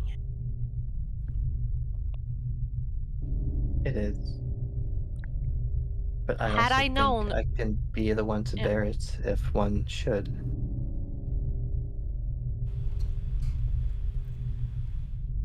Because I think I can see a bigger picture. Like Eric said, there is more than now. There is a future that can be changed and grown from and learned from. Mhm. We can recover, we can grow.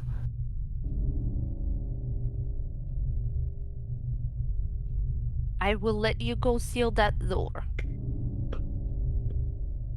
If you break my trust.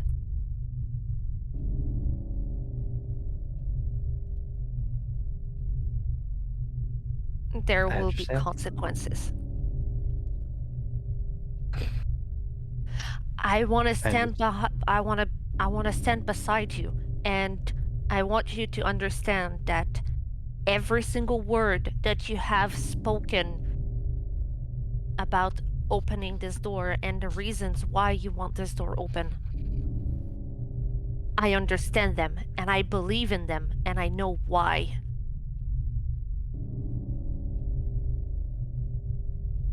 I just think that the correct decision, and I'm not saying the right decision, I'm saying the correct decision right now, is to seal that door.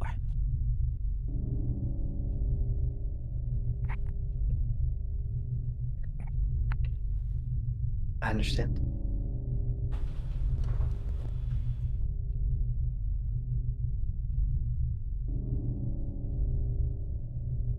I'll start backing away lightly, Alright. keeping my eyes on Fiera.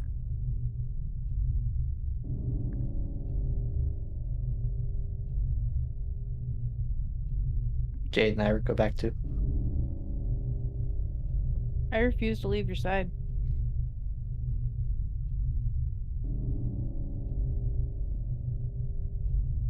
Okay. Then I need to know how far back do Isra and Eric go? 60 feet so I can see her. Okay. It's a bit more illuminated in 50. this space. Yeah. So you can stand like around 200 feet and still see. Okay.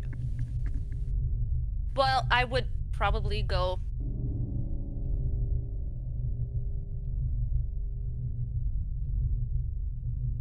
Hold on. Give me 1 second. Let me check something real quick.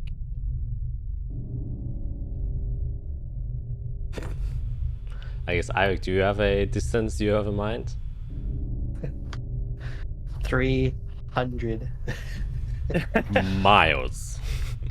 You just, yeah, out of the dungeon. Whatever. I don't really care at this point. I'm just walking away. Alright. However So as far they that gets me by the time Yeah. this happens, whatever. Yeah, as they start splashing away, as Jade's next to me, I'll just start kind of talking to her. There's a girl named Tila that we found. I haven't seen her in a long time. She has a brother named Endel who trusted me. And I got him killed.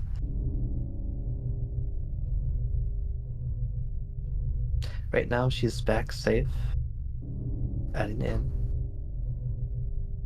I was going to teach her some magic when she was strong enough.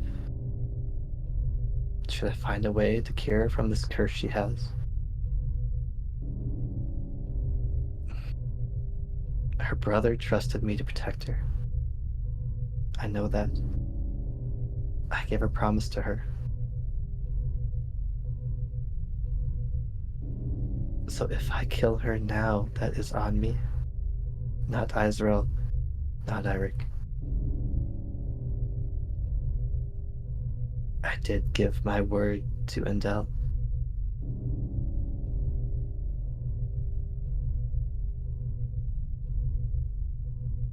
But I know I have to have faith in you three too, that this is the right decision. So tell me, Jade, what word do I keep? To a sick girl whose brother I got killed? Or to you three?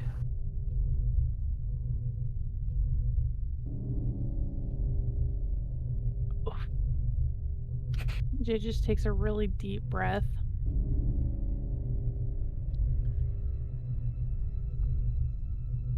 As much as I want to open this and save everyone, our friends have endured everything with us. They've become family. They believe that this should remain closed, and if we were to open this, we would disappoint them in a way that will hurt them more than potentially harming Tila.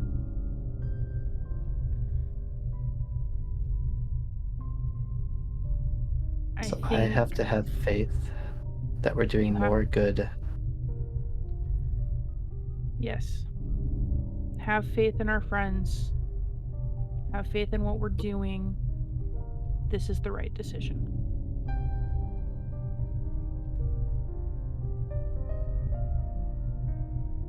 Oh, it's like Final Fantasy music.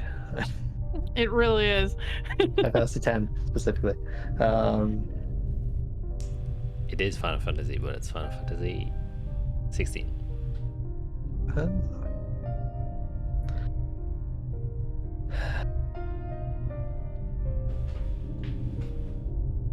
Okay.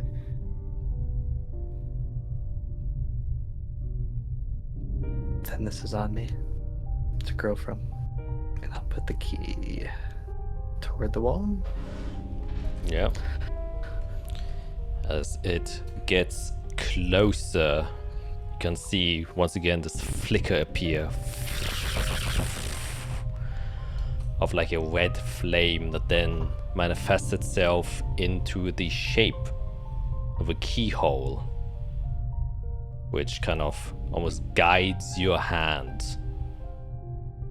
The hand that holds this key, and you slowly insert it inside, and you can feel a wave of energy resonate as soon as that key makes contact with this key lock. And you can all feel within this room a sudden shift in pressure, as if like the air pressure suddenly just dropped a bunch. Breathing becomes a little bit harder. The tinnitus completely disappears that you were hearing this entire time, but instead it almost feels like there's a lack of oxygen, and that's causing your headache to grow a little bit stronger. Xerxes is still just sitting there. He seems to be unfazed by everything that's happening around here. As you push the key further inside, you can see that a beam of light cracks through this crack in the middle of the wall and goes all the way up, and the sigil suddenly gets illuminated with light. And you get an understanding of what you are doing right now. You understand the innate arcane magic, the sorcery behind this mechanism. That this key can be used to either unlock the seal or lock it further. That there's blood magic involved, keeping it alive. And that there's blood magic that can be lost when you break it. You know that turning it left will lock it. Turning it right will open it. So what do you do?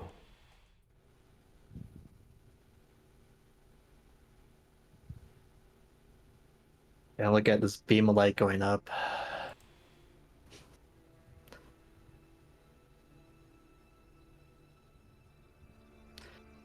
If I want to grow into what I hope to achieve,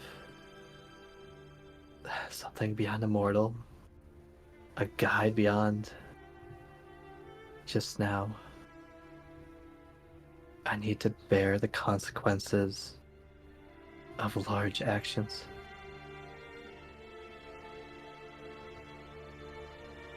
and grow from it. I'll go left. You lock it.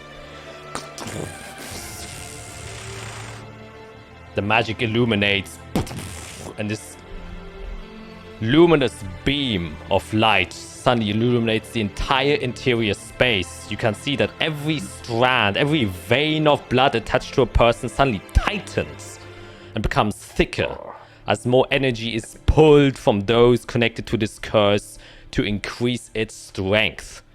And it radiates out, and as you are holding this key, the one responsible for turning it, but you all know the consequence of what you have just done as you commit to this act that you did. And we as viewers can see that Xerxes just disappears. And you all, and especially you, Fiera, can see and feel every single strand of life that is being sapped, that is being taken away from the plane above you. Any one person who held any hopes or dreams of a future has been just cut off. And thousands, 10,000s, 50,000s, maybe even 100,000 more got added to that equation to increase the strength of this seal, to prevent anyone from ever opening it again. As you can see, more of these strands just grow out of the ceiling that you cannot see, that come out of the wall behind you, that grow thicker and denser, almost like a jungle, and all kind of coalesce into this place, weave into the sigil, and then you can see more cracks appear as the rune gets extended to the entire wall on this space, and each one of them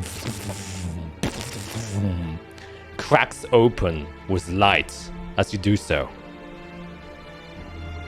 The burden of knowing that you not have only killed the thousands of people who were already connected, but are also responsible for the hundreds of thousands that will die from this in the future.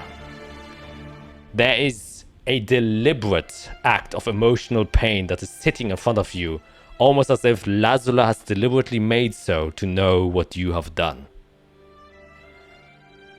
There's a strong sense of morality, a conflict between your own soul and that of Lazula that comes into contact. Every single one of you have to roll a d4.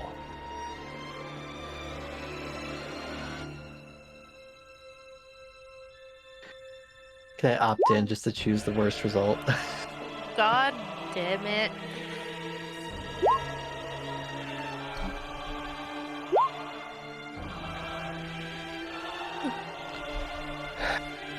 As the blood curse pulses out, all of your worlds, all of your souls are not taken by it, and none of you are affected. And your life force is not one of the hundreds of thousands that's gonna get used as a pool to continue this, well, curse or seal. And as this happens, as you get striked by this immediate force of power, overwhelming magical aura that is being consumed to create the seal, your vision fades to black, and you can see all of a sudden trees growing next to you. You can see that grass sprouts from the ground, and you are inside of a forest now that continues to grow higher and higher, and you all recognize these trees and also this forest. It's a Servalon Greatwoods, and as you kind of look around, you start to hear birds chirping, the sunlight shining through the canopy. In one spot, you see a small girl with bright red hair, tattered clothes, bruises across her entire body, skinny limbs, and lying next to a fallen tree trunk. You can see and hear how footsteps start to appear from behind you, and as you look behind, you see a somewhat middle-aged man, has blonde hair, striking blue eyes. The hair go about to his shoulder. He wears white pastel-like robes, and he's being flanked by 3 crusaders, and kind of walks towards the girl, kneels down and inspects her and asks if she's okay. and she doesn't respond, and he kind of picks her up and tends to her wounds.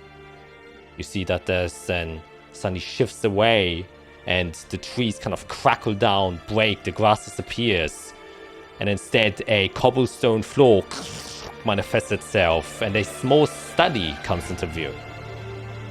And at a desk in front of you, which sits in front of a window of the small study, you can see a teenager with similarly red hair, rigorously studying. Fiera, you see yourself inside of this girl. She has her head down, deeply focused on reading and writing. Then you can see and hear how the door behind her opens up and a elderly gentleman enters, grayish hair where only the tips are now blonde. He steps into a room and he kind of tells the teenage girl about some great news, and you can hear him say, "I have great news and an even better opportunity. A cure for our blight has just been discovered. The clergy are in need of brilliant-minded people to adapt this new cure for the masses, and I recommended you. This could change the fate of our world. It was the light we all were hoping for, and it came." And as he says those last words, everything once again fades to black. The walls of the room kind of collapse down, but the stone floor extends and expands beyond. New walls form, higher now, towering over you. Many desks start to fill the space, and on top of each of them are various pieces of parchment filled with notes, alchemical appliances, vials of potion, and magical trinkets. And amidst this studious chaos, a woman with long, bright red hair can be seen, who is in a conversation with a similarly old man as the woman itself, probably in their 30s or 40s. He, however, has black hair, wearing a similar crimson robe as the woman. And the man says to the woman, This is incredible. This changes everything. The potential you have tapped into, remarkable. The things we could do to help the people." You can see that the woman looks to him and responds, "But there's more to it. The results show that there's more to the power that we can't even measure. Something is off, like it's a different type of magic completely, beyond anything we understand yet. We shouldn't take this to public. We must first ensure this is safe to use." And then you can see the man respond, "Maybe you're right. It could prove to be dangerous, but it would also be a waste if we just let it go. You know how the board can sometimes be, but alas, it is your discovery." And you can see that the man kind of puts his hand on her shoulder and guides her away. But as he does so, he kind of uses his other hand to pocket some of the notes on the table inside of his other robes, inside of his pocket. And then they leave the room, and as they leave, darkness takes you again. And a burning heat can be felt. Everything else stays dark except for a flaming body in front of you. Standing before it is the woman once again. And a burning heat can be felt as you look at this very familiar figure that is enchained into this dark space. And as you kind of recognize and come to grips of who this is, you can see that the woman asks the burning creature, "What is our blood? Tell me." And you can see that the burning creature responds, "Have you not figured it out yet? Death, your blood is held back by a curse. The gods feared our potential. They locked it away. Our blood is what made them our biggest threat, for we were born from the root of death.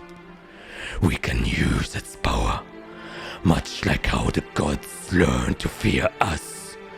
We were taught to fear death as well, but it is part of us, and no matter how much the gods try to lock it away, it will always come back." And there you can see once again the room now, instead of becoming darker, as nothing can become darker than blackness, it becomes red. And a sudden burst of violent red explodes in front of your eyes, and you stand before the sealed door. But it has cracked ever so slightly open. 6 mages in crimson red robes stand before it. A large arcane circle has been placed on the ground floor that isn't covered by crimson blood. And you can see that a variety of arcane, complicated sigils and ciphers have been written with blood on the ground, and these 6 robed figures are standing before it. However, you can see behind you, standing on the staircase that you recognize that you came down, is one woman with red hair. And you hear her shout, "You must stop! You do not know what you are unleashing! Have we not sworn ourselves to the light? Unleashing means to unleash death itself. I have followed the light my whole life, and I will not allow you to let out the darkness which the gods have chosen to lock away." The same choice that you 4 did today as well, as the lock gets placed.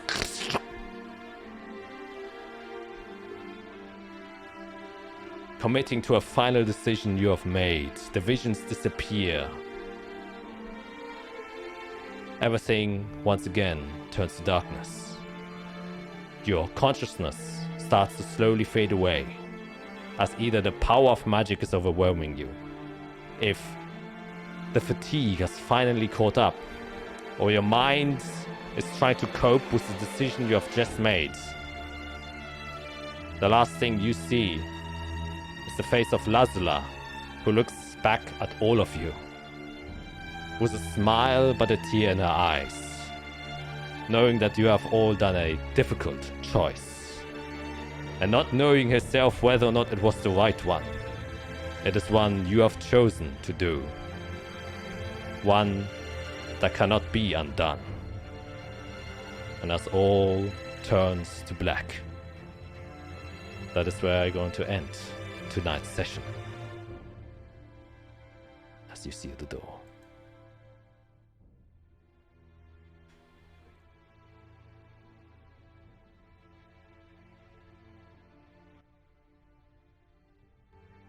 Okay, so whatever's sealed seems pretty bad. The Yeah. secret of death. Yeah. I don't feel good having sealed the door. No. Reading I don't- that and having Jack tell us that to us, all I felt was just Jade screaming as she was feeling herself condemn all of these people. Oh, yeah. Oh, yeah. Yeah. I don't feel good having sealed that door, but I also don't feel good about the potential of what we could have unleashed. Yeah. Yep, there can't always be happy endings. Nope. Oh, God. And either choice you would have made would definitely have left an impact Change behind. the campaign a little bit. Slight alteration. Quick side quest. Yeah. But you made a choice. One that Xerxes has witnessed.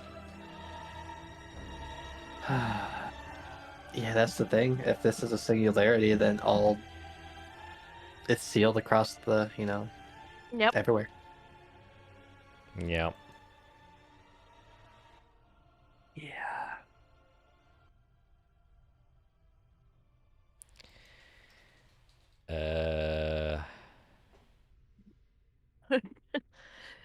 Yeah, leaving my players a little speechless here.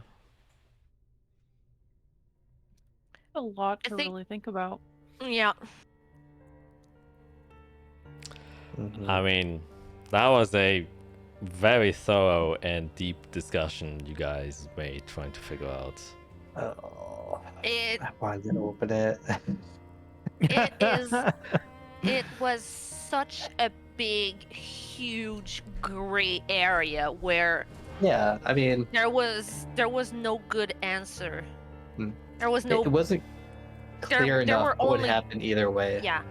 There were only bad answers, and that's the thing. Like, which one was worse? which one were we trying to avoid as much as possible. There were no good outcomes. I mean, Yeah, I think overall it was still the right decision for our group to make.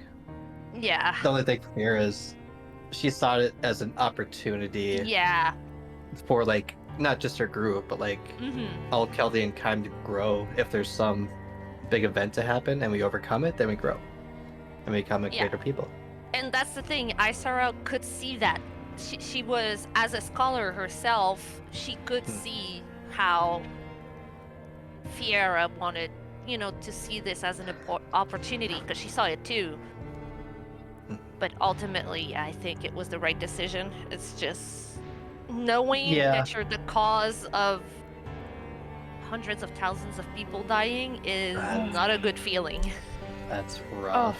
This is like, Yeah. Jade, all she wanted to do was just save all of these people. And Yeah. now she just Yeah, condemned that's them really- more, and Yeah. she's just like, what did I do? wow, there's one. Did I... Oh, sorry. There's... She's just like, I couldn't save everyone again, and now she's like just reliving all of like her trauma. I need a day for like therapy, but Mm-hmm. Yeah, well, there's one piece of good news. You guys are now all we level? level 13. oh Yay! yeah. I get a feat, guys.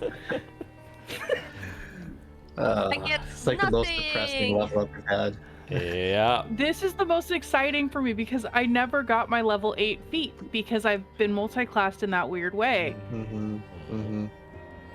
I get nothing. I just get more spells. That's it. I So mean, I don't even. Everybody's got their 6th level spells. I don't. I don't. What are you talking Well, about? yeah, because you're also multi-classing. I'm the only big caster. Everybody's like, I'm weak. Yeah, What are you talking mediums. about? I'm playing 2 half casters. yeah, hardcore's the lifestyle. Yeah. Yeah, anyways, a brand new chapter has just been opened inside of the Fate Weaver storyline, and we will see next week how this is going to continue off, what has happened to you guys. And so we're going to say goodbye for now, since I think we're overshooting a little bit, but that's fine. And we'll see you guys hopefully next week to continue the saga of the next arc in the Fate Weaver's grand goals. Those were a long 24 hours. Anyways, It's almost as if those 7 hours lasted 2.5 months. Yep. And or 8 years. yeah. Yeah. So with that, we're gonna say goodbye for now. And see you guys next week. Bye.